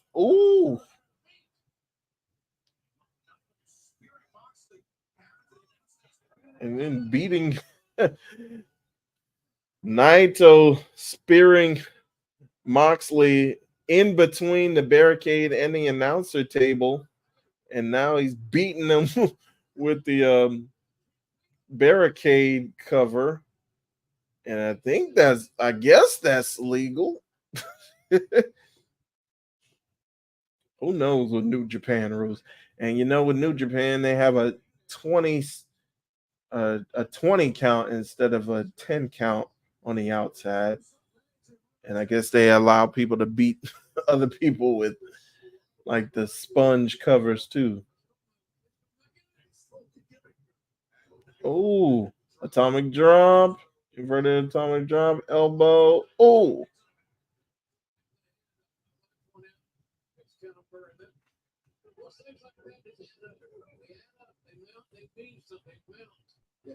yeah. Oh, I wanted to go to your last comment as well, Kevin. Really wonder how all of wrestling would have evolved. Yep, that's exactly what I was thinking, Kevin. Without WCW pushing WWF, those two continue floundering. Does ECW get bigger? Does New Japan or All Japan become a catalyst? Something else. Does TNA exist? Because then you have former guys from WCW who come in. A pool noodle. And then does TNA exist? Like, do we get the formation of another company? Like, it's a lot to kind of digest and kind of think about when, especially with the landscape of wrestling at that time. But what a time to be alive!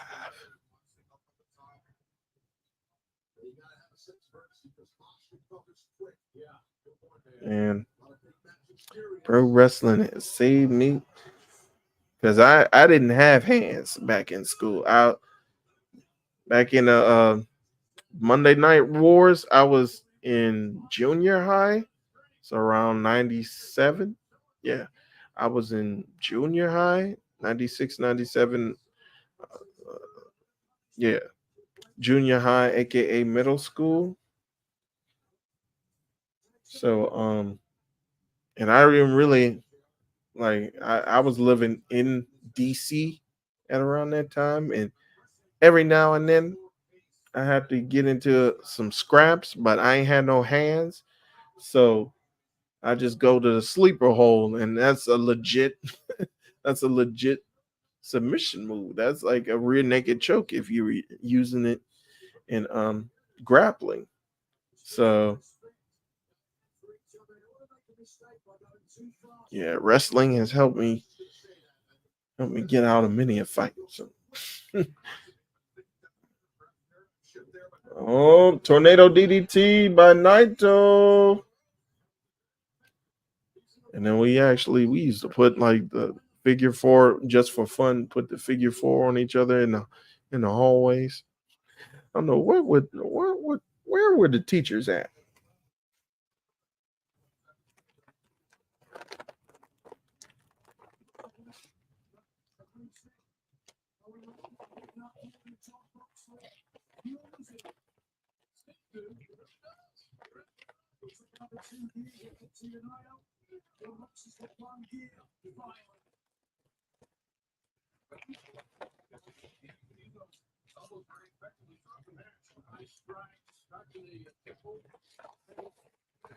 Ooh.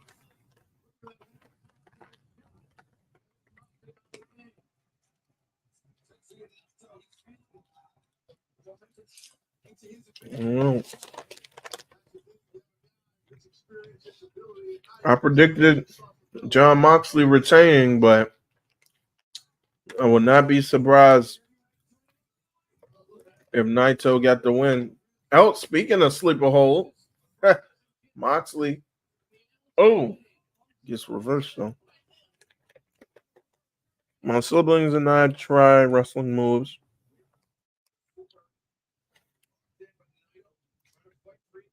We can never figure out the sharpshooter or figure four. Probably for the best. It was so funny. There was one time I was over at my godmother's house, and so they were talking about, I guess, they the way they put it they put like a little mat on them because there was like a little area where the dining room is, and they had some space, and they put a mat there. And it was like, oh, you guys are gonna wrestle. I was like, wrestle? I've been waiting for this my whole life. But they were meaning like amateur wrestling. Like I had no idea what amateur wrestling. I knew what a sharpshooter was, so I was trying to go for the sharpshooter. I wasn't looking for any takedowns. I wasn't looking for no double legs. But yeah, the sharpshooter is complicated to get on. But we worked out the figure four though. We worked that out. Or worst case scenario, we just go into Lord, the lariat turned them inside out, and now Death Rider. Bow. Game over now. Cover. Oh, how did he kick? His shoulder didn't even get off the man. That's some bull.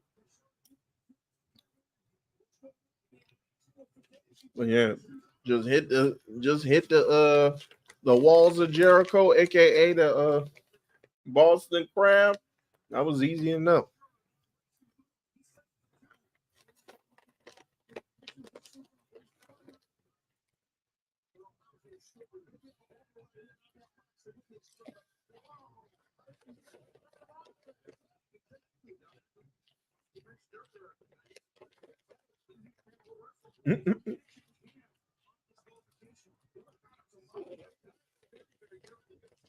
All right. Moxley bringing in the chair. Maybe looking for the Death Rider on the chair. Oh, and Red Shoes. Red Shoes getting the chair out of there.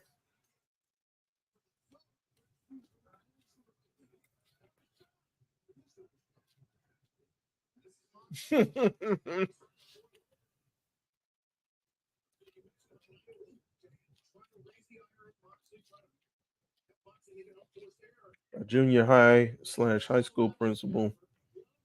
If he caught people fighting, he'd drag them up to the weight room and make them amateur wrestle for an hour. Wow. I don't know if you could get away with doing that now. there's the kids in the principal locked in the wrestling room. I don't know if you could get away with that now. Maybe leave the door open. Yeah. That's the thing. Like either do that or be like, hey, here's 2 sets of boxing gloves. Have at it. And people, Destino.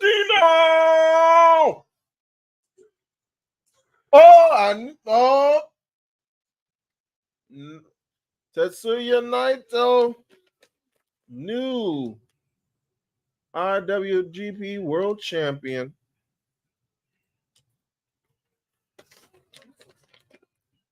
And look, we made it all the way through the match, and Moxley is not bleeding. How about that? All of his skin stayed together.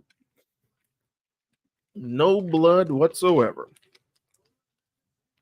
The match that he loses, he doesn't have blood. Oh.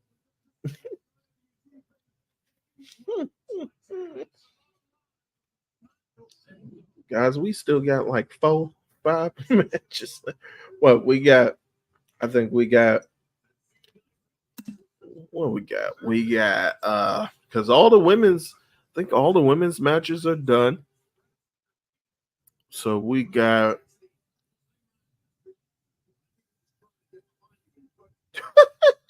nobody trying to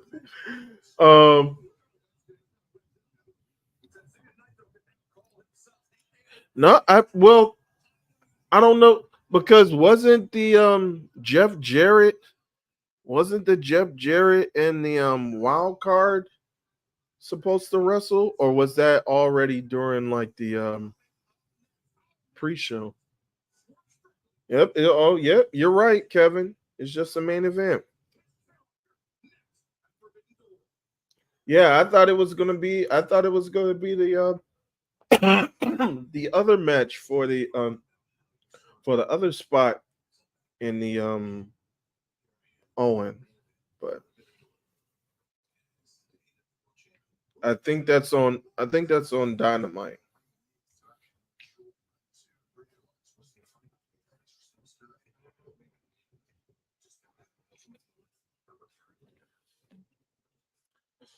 All right, and it's what 11:22 Eastern.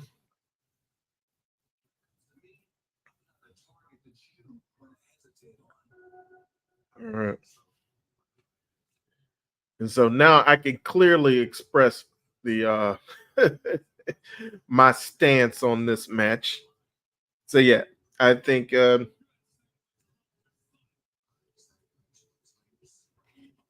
got Swerve winning.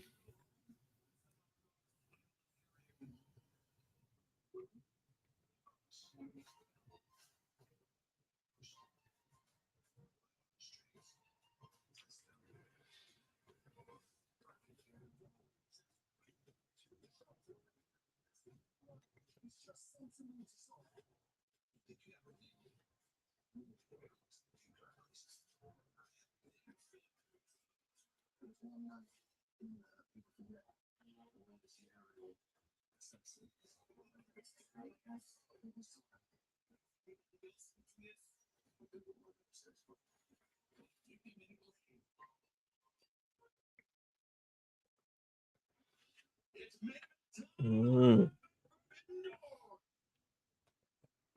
Oh, indeed, indeed. And Kevin, since you're the unofficial co-host tonight, what do you think was the best match so far? I don't know if you're able to watch it, but just by I guess by listening, I think I think I'm about to call her Sasha.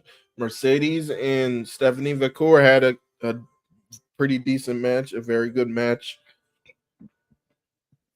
Oh, they're kind of showing. Oh, is that Hayabusa? So they're kind of showing linking like Will Ospreay's. I guess he had a relationship with Hayabusa.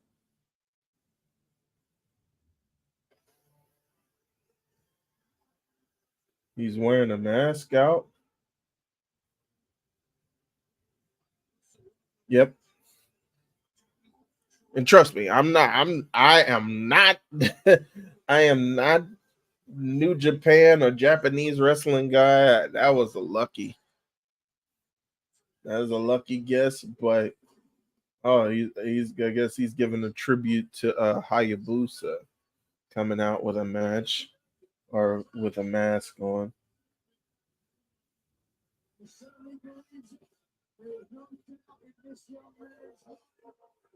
I don't know if he was like trained by Hayabusa or mentored by him. Okay. Osprey will probably get his big crowning moment next year. Next year at All In. I wouldn't be surprised next year. Yeah, I think they've been telegraphing it too much with Osprey giving a title shot. Well, who was it on Dynamite that he was already given Daniel Garcia already given Daniel Garcia a title shot for a title that he doesn't have. And then him like in the build up in the go home Dynamite hitting the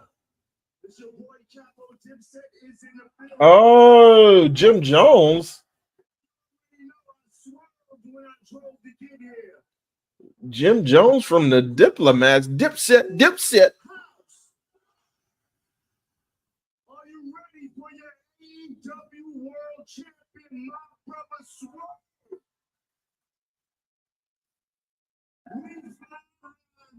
No, you know. Bowling.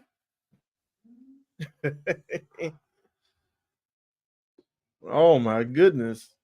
Jim Jones bringing out Swerve Strickland. All right. I watched since the Tony Storm Mina match. I'm not sure them or ZSJ or that was a good one. I think I'm gonna have to go back and rewatch it because I was chatting it up with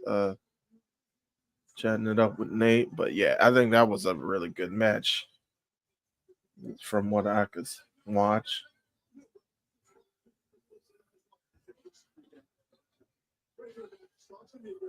Man, I don't know, man. I love Swerve bringing in different rappers, whether it be Jim Jones, whether it be West Side Gun, whether it be who I feel is the should be the Paul Heyman in the making in Rick Ross. Accusations, false accusations. What happened, brother? Bring Rick Ross back. He ain't come. Did Rick Ross come out with an album? This man ain't come out with no album lately. They need to bring this man back. He ain't doing nothing. What Maybach music ain't doing nothing right now. All right, here we go. Main event. I'm gonna have to look back. Let me see. Let me look back and see.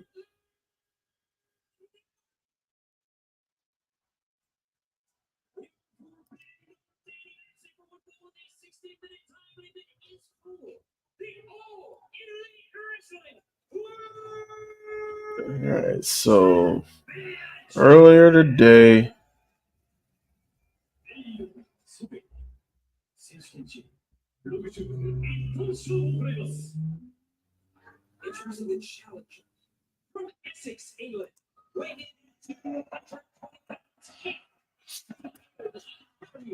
yeah, I got Swerve winning tonight. Like I said, Osprey's just telegraphing that he's about to lose.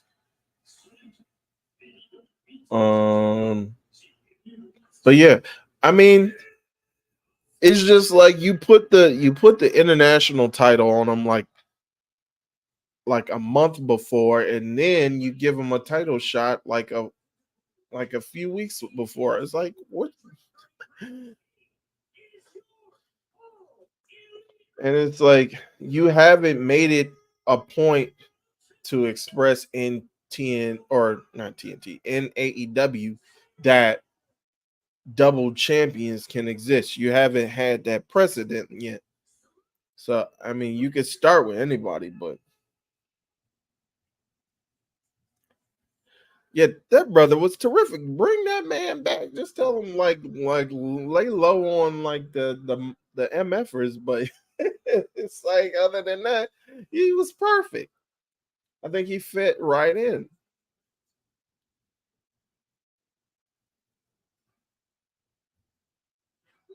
I mean, maybe not have him like what happened when Snoop Dogg got put through a table by Shaq, wasn't it?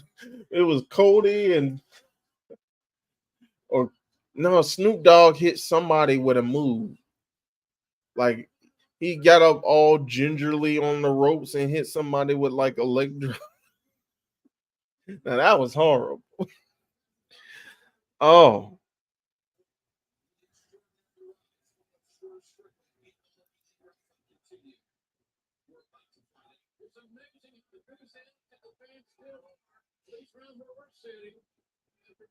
all right. So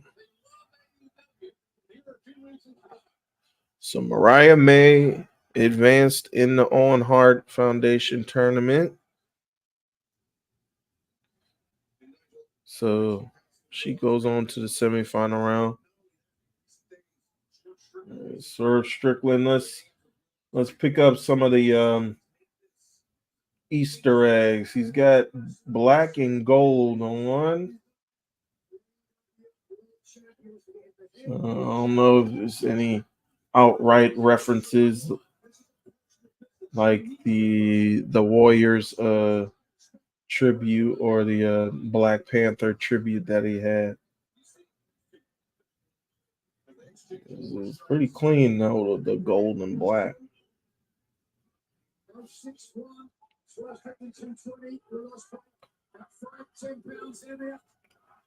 No, it was the other way around. On the way in, it was Swerve that was like 10 pounds heavier,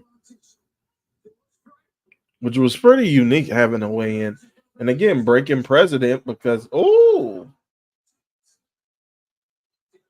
here we go.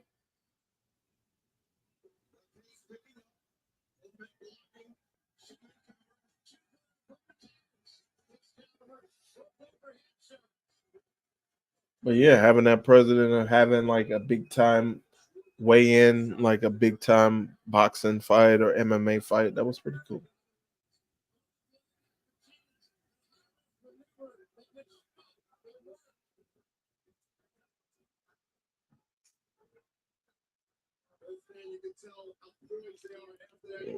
And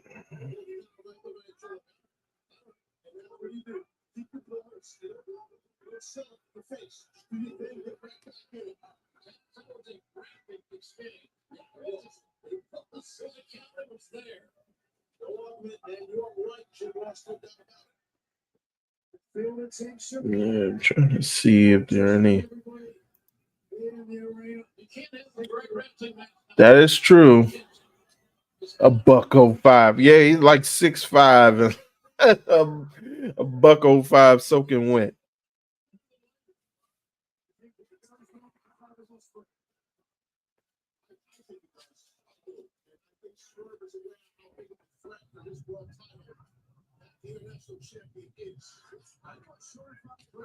Ooh, think I might be bleeding inside my chest. Good old knife edge chop by Swerve. Oh,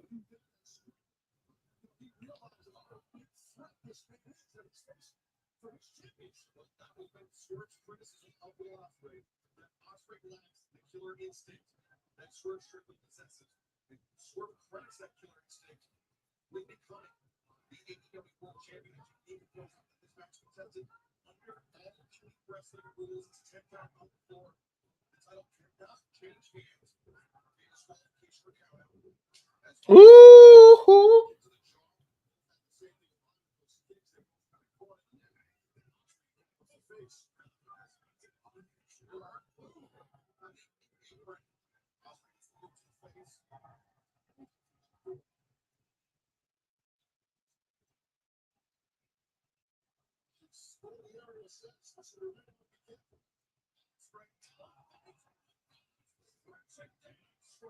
See, that would have been a perfect chance for Swerve to hit like the Joe walk away, the Samoa Joe walk away. Swerve has really grown on me. I didn't know anything about him before he came into AEW. The guy has worked his ASS out. uh, make a lot of nothing booking runs. Make a lot out of nothing booking ones. It just seems to love wrestling. That's in, that's true. That's true. So you didn't even watch any stuff that he's done, whether it be in NXT or some of the stuff that he did in MLW or oh you just strictly know strictly know him from AEW. That's interesting. And yeah, because I kind of been following like I've known bits and pieces about him on the indie circuit, like even before he went to NXT and he formed Hit Row and all that stuff. And so I knew of him, and especially like when he did Lucha Underground as Kill Shot, I knew a little bit about him. And yeah, when he was on the indies as Shane Swerve Strickland. And I was kind of watching matches here and there, and I kind of like he isn't what he is now, and of course that takes a lot of development and a kind of commitment to your character and knowing who you are and how you want to present yourself as a character. And so I think it's I was a Lapse fan. AEW brought me back. Oh, okay. So yeah, I ooh, trips him, hits the back of his head on the top turnbuckle. Ooh, and gritty on him. But yeah, stumbled on his CZW stuff, did some crazy stuff. I think he could still tone down some of the hardcore stuff going on. Yeah, I think so too. And I think that just tells you that's kind of what he's doing now. Um, is like, and he doesn't have to be as crazy, but he could still hit off some great moves, especially now. Like he's incorporating the smoothness. I love some of the combinations of moves that he does when he hits like strikes and then he rolls into like suplex combinations and stuff like that. I like how he strings those things together. And yeah, again, him getting down and honing in what he wants his character and how he wants to promote himself as. And again, I think it started with Hip Row. I think that just pretty much once he got to NXT, I think he and he was given that creative, like that creative control to kind of be himself and kind of lead that group that he had. I think he just his confidence grew. Um, and then once he got released, or I don't think he necessarily got released from there. I think he got released from NXT, but I think no, I think everyone else was released, but he was like a free agent. I don't know, and left on his own accord. But I think he got a release. But in any event, he left, and he knew that he could make it on his own. And so, and I just love the stuff that he, especially starting out in AEW, especially his rivalry or his friendship or his partnership with his friendship slash partnership with Keith Lee, and then his like kind of turn, not like necessarily baby face to heel, but more like just subtle turn in behaviors, just shift in behaviors, and just becoming a bit more dastardly being like a without being like a full on. Like I think he was still kind of like a full on heel when he started doing that stuff against the Acclaim, breaking fingers and stuff. But it's just like seeing that dichotomy and seeing his shift in attitude, but still kind of keeping a friendship with Keith Lee for the time being until he broke a cinder block on his chest. But uh,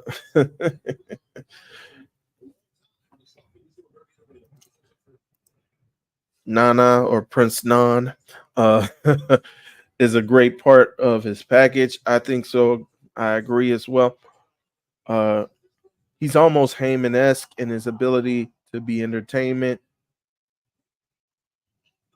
Ooh, in the background and can play the fool when someone needs to.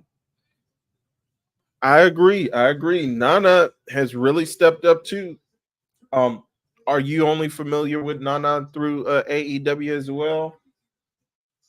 Wow, just man, the physical athletic ability for most of these men. That's how you know this was meant to be a this was meant to be a banger, man. But yeah, Nana, I think has been doing tremendous work as well. I think he's totally broken out from his work in Ring of Honor. Ooh, I think it was a little too early to turn the Gates of Agony and Brian Cage against Swerve. I think you could have did that in a better way to kind of elongate that and then have more challengers to the belt, like in between pay-per-views, elongate that to where you'll have like a Leona challenge during like a dynamite or a collision. And then you have your boy Bishop Khan, DMV, stand up, Maryland area, and then you'll have like Big Brian Cage kind of step up um during like a big time, maybe a big time dynamite. I know dynamite that have like big big time shows in between pay-per-views every now and then, like every 6 to 8 weeks, like a grand slam or like a winter is coming or something like that. I think it would have been good to have Brian Cage probably lead up to that, but maybe not necessarily a pay-per-view title. But yeah, I know a bit about Nana's ROH stuff, but yeah, mainly AEW. Do you think we get Osprey faces MJF at all? Yeah. Well, I don't know, because I don't know if you were watching Dynamite last week. I think MJF kind of made a challenge to Daniel Garcia for All In. So I don't know if that's still going to be the match. Um, I think the heat that they're kind of showing between Osprey and MJF, I think that would be the harder match. Between those two, um, as opposed to MJF versus Daniel Garcia. I think All Out might be good for Daniel Garcia and MJF, because I think if you got Will Ospreay versus MJF at All In, there's no way you should be having Will Ospreay lose. So then if you're gonna have that quick turnaround again, like you did last year with All In and All Out, um, have MJF, ooh, smooth. Then you can have MJF versus Daniel Garcia at All Out. So cover Styles Clash 2. No. I guess MJF Garcia would make sense, being MJF's first match back. You don't need an opponent like Osprey. Well, technically, MJF's first match back was tonight. Oh, I don't know what that was, Nigel. It was oh, Daniel Garcia is in the watching from the bleachers, or watching from the press box, not press box, the one what luxury box they call it. Again, Daniel Garcia will be challenging, for sure will be challenging Will Ospreay this coming Wednesday on Dynamite for the international championship, and depending on what happens tonight, may be challenging also for the world championship. So true, but then like you don't need an Osprey, but then you do want Osprey on the card. So then who do you have face Osprey? Like, do you have your regular Joe Schmo contender for the international championship? Ooh, lands on his feet. Ooh, PK. These guys.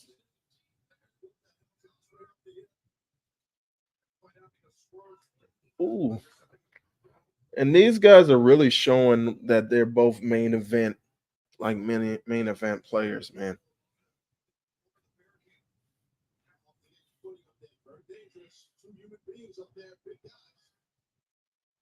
Oh, like an angle slam off the top rope. Angle slam slash Samoan drop. Cover 2. Rolls the shoulder up and then rolls out of the ring somewhat. Ooh, Jay White versus Ospreay. Or Jay White versus Swerve. But the thing is, we may see Jay White versus Swerve because I think Jay White is still in the he's still in the Owen Invitational, right? So we might see that, or I think depending on who this wild card is, if it's who I think it is, if it is Adam Page, I think we may see a Adam Page versus Swerve at All In. Oh,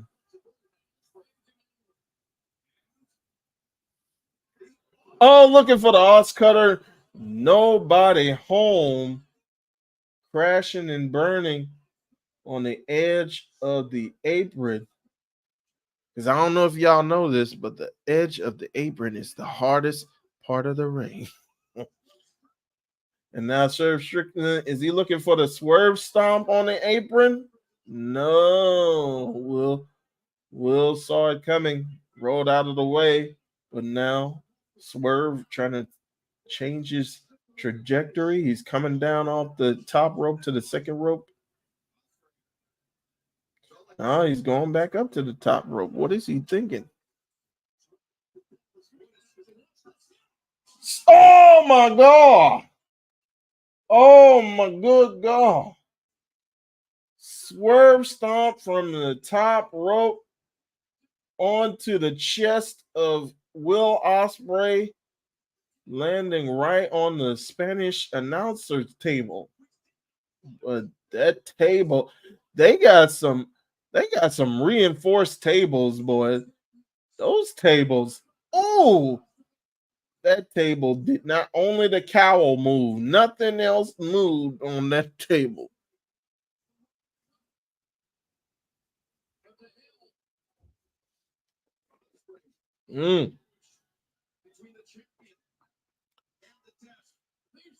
But yeah, I think Swerve's going to get the W tonight.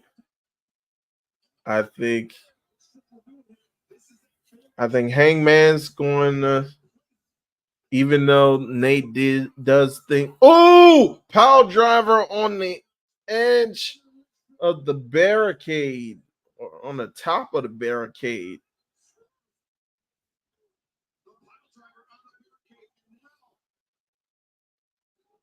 Ooh,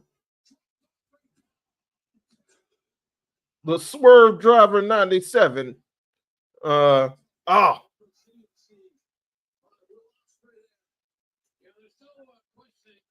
yeah, there's no in between. It's like, especially at AEW, like some of the regular tables, it's like the legs snap off at a weird angle.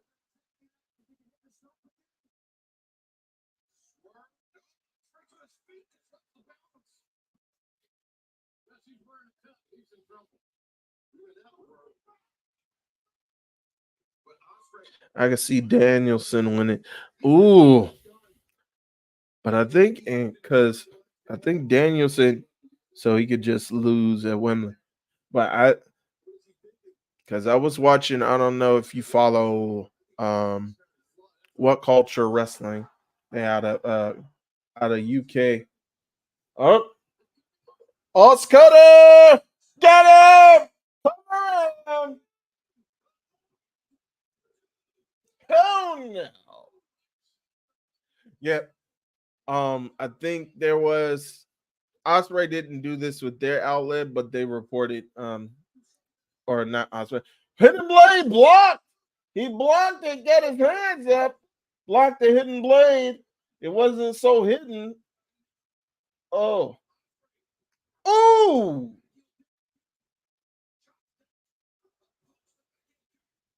Looking for the odds cutter again? No. And now he's gonna wrench back his arm.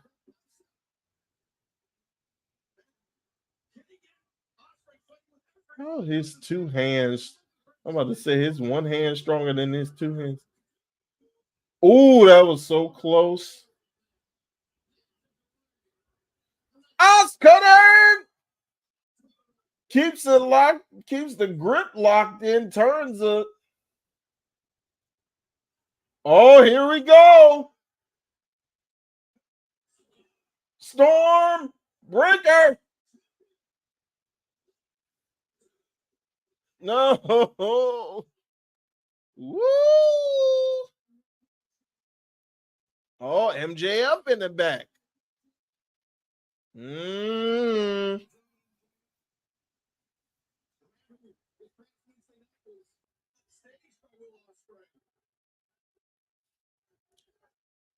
Yeah, I kind of agree with you though. I think we could see MJF and Ospreay.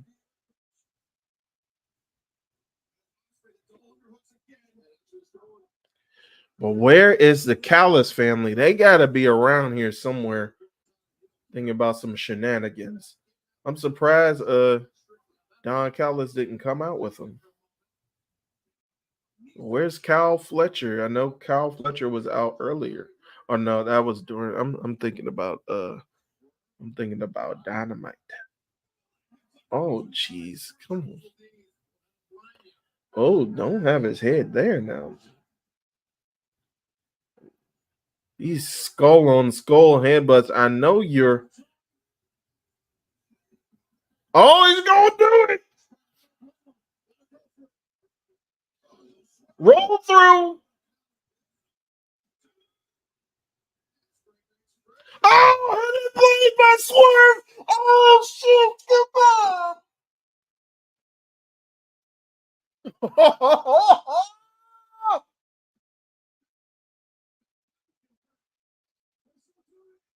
Swerve stomp. No. Oh gosh. He hit the referee. He hit the referee with the Tiger Driver. Or no, he hit him with the hidden blade. Oh, poison running. No. Oh. But he can't get the cover. The referee is knocked out. Paul Turner is knocked out. I knew it. Here comes Callis. Here comes Callis.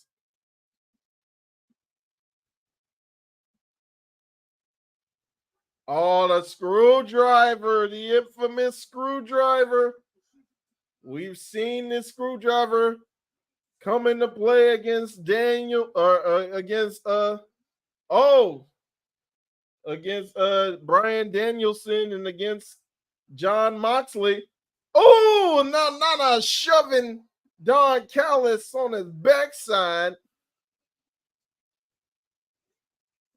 And now, Ospreay, no.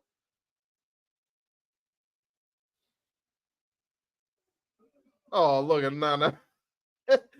You ain't lying, Kevin, when you talk about Nana and the facials acting. Don't kill me, please. Don't kill me.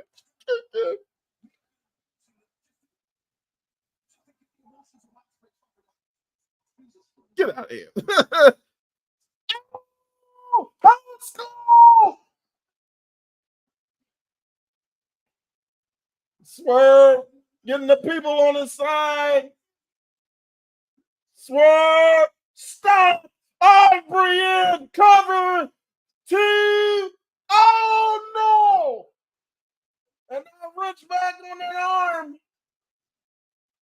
Oh. Is he looking for it? Another house call. Another house call. Puts him down. 1, 2. Oh. He kicked out of 2 house calls and a swerve stop. Wow.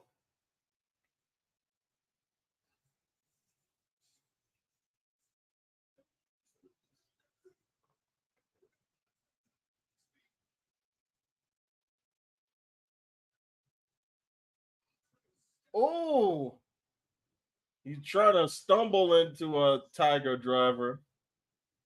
Oh,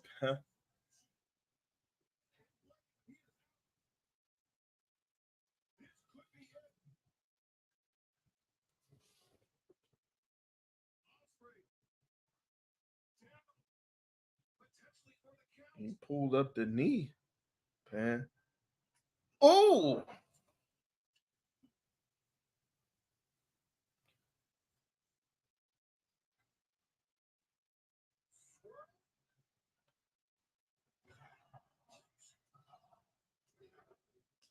there it is. Swerve gets the dub. That was a great match.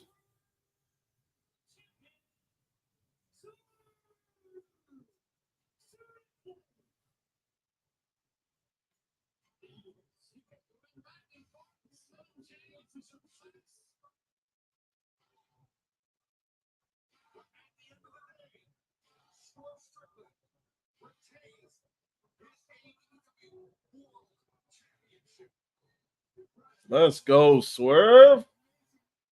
Good match. Great match.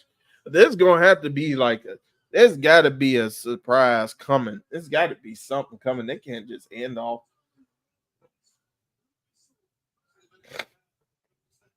Man, tremendous match. But who expected anything different? But yeah, I love now that I look at his gear, I can see the gold is kind of like the boxer style shorts or MMA, and now Swerve and Swerve being respectful.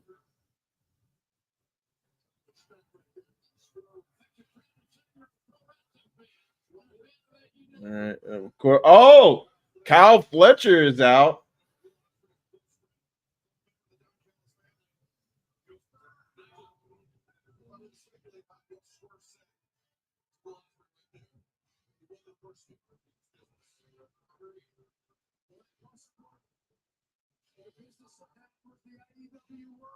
And it's just like I think he was just very very good match. Well, thank you for sticking around, Kevin. Appreciate you. But yeah, I'll stay on. Jim Jones. But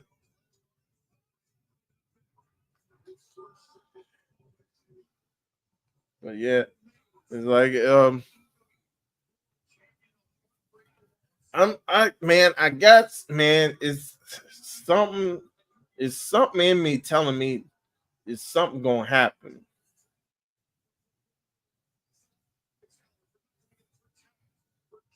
Oh, they just gonna go off the air.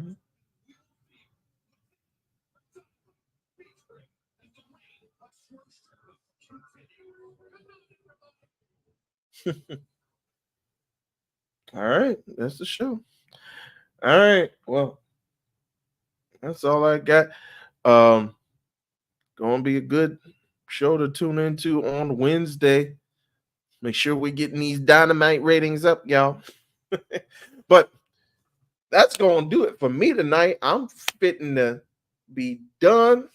Go ahead, get me some shut eye. But you can go ahead over to postwrestling.com. Postwrestling.com. Look through there.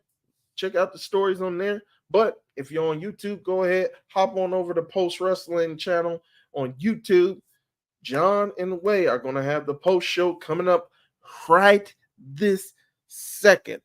Right this moment, they're going to have the post show getting ready for you and just recapping the entire card.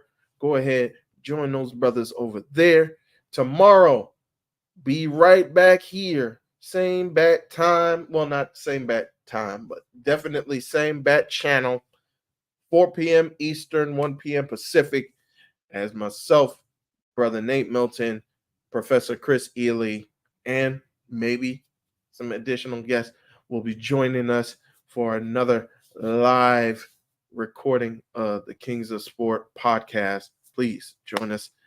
Head on over to Chop Tees, chop-tees.com. get yourself some merch. This ain't it because I forgot I didn't put on my Chop Dash Tees shirt. Oh, thank you, Nate. Good job, Ray. You can keep the appreciate you. See, Kevin, it's a good thing we didn't talk. We didn't badmouth him after he left. Okay.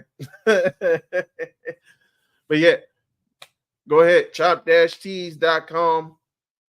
Go ahead through all of the wonderful brands, whether it be Poison Rana, whether it be Sunday Night's Main Event, whether it be Post Wrestling, but especially NWA Podcast and the Kings of Sport gear. Go ahead, copy some of that gear. I just got some of the spring tees for both the Post Wrestling and the Kings of Sport. I think those are going to be my new favorite shirts. We'll see how that works out, but they already feel good. When I put them on, I had to put them in the wash after I got them, but they already feel good. So go ahead, support them because they support us. Chop-tees.com, patreon.com/ or / the Kings of Sport. Since Nate is listening, $5 gets you in the door. Please go ahead, contribute. It helps a lot. You may not think it helps, but it does help a lot. And if you do it 1 month and you feel that it doesn't suit you, you can always get out of it. But we appreciate whatever you give. And we appreciate you contributing to the program. X and TikTok at KOS_POD, at KOS_POD. Please go ahead, follow us, contribute, share with us. If you want to be in the comments, go ahead, let us know if there's anything that you want us. Oh, and we rarely put this out there as well, but the Kings of Sport at gmail.com. If you have any ideas, any suggestions, or if you have just any thoughts about what we're doing here on the network as a whole, let us know, man. Let us know. And we always try to be receptive to our audience. So let us know.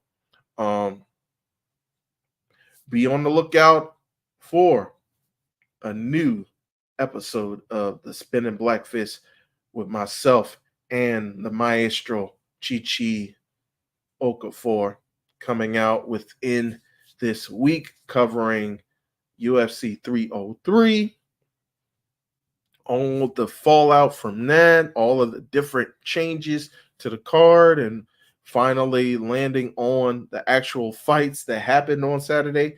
So we'll talk more about that. And yeah, just keep an eye on us here at the Kings of Sport. If you want to follow me personally, at Mondo Dondo1, Mondo Dondo1, MONDO the number 1 on Twitter /X and Instagram. So with that, thank you all for joining us. Oh, and we don't give this brother enough credit. I do want to thank, of course, the co-founders, the living legends, brother Nate Milton, Professor Chris Ely, the invisible hand himself, Marcus Vanderberg, redacted even. Thank you, brother. Your contribution will not go unnoticed. And also, a brother who, while you guys may not know him personally, he's always contributed to the show, and that is Brother Sinatra Royale with the brand new theme music. Again, shout out to him for the great theme music for the Kings of Sport. So without further ado, thank you all for joining us. Hope to see you guys or hear from you guys tomorrow afternoon, 4 p.m. Eastern, 1 p.m. Pacific, right here on the Kings of Sport YouTube channel, Kings of Sport Twitter feed, and the Kings of Sport Facebook page. All right. Well, with that, take care. God bless you. God keep you.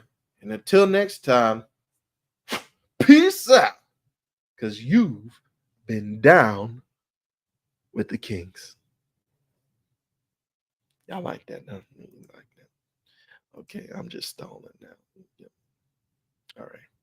I'm out of here.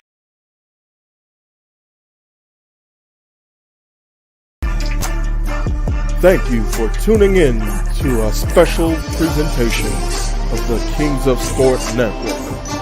Always be down with the Kings on X and TikTok at KOS_POD and through patreon.com/the Kings of Sport. Thanks again for watching.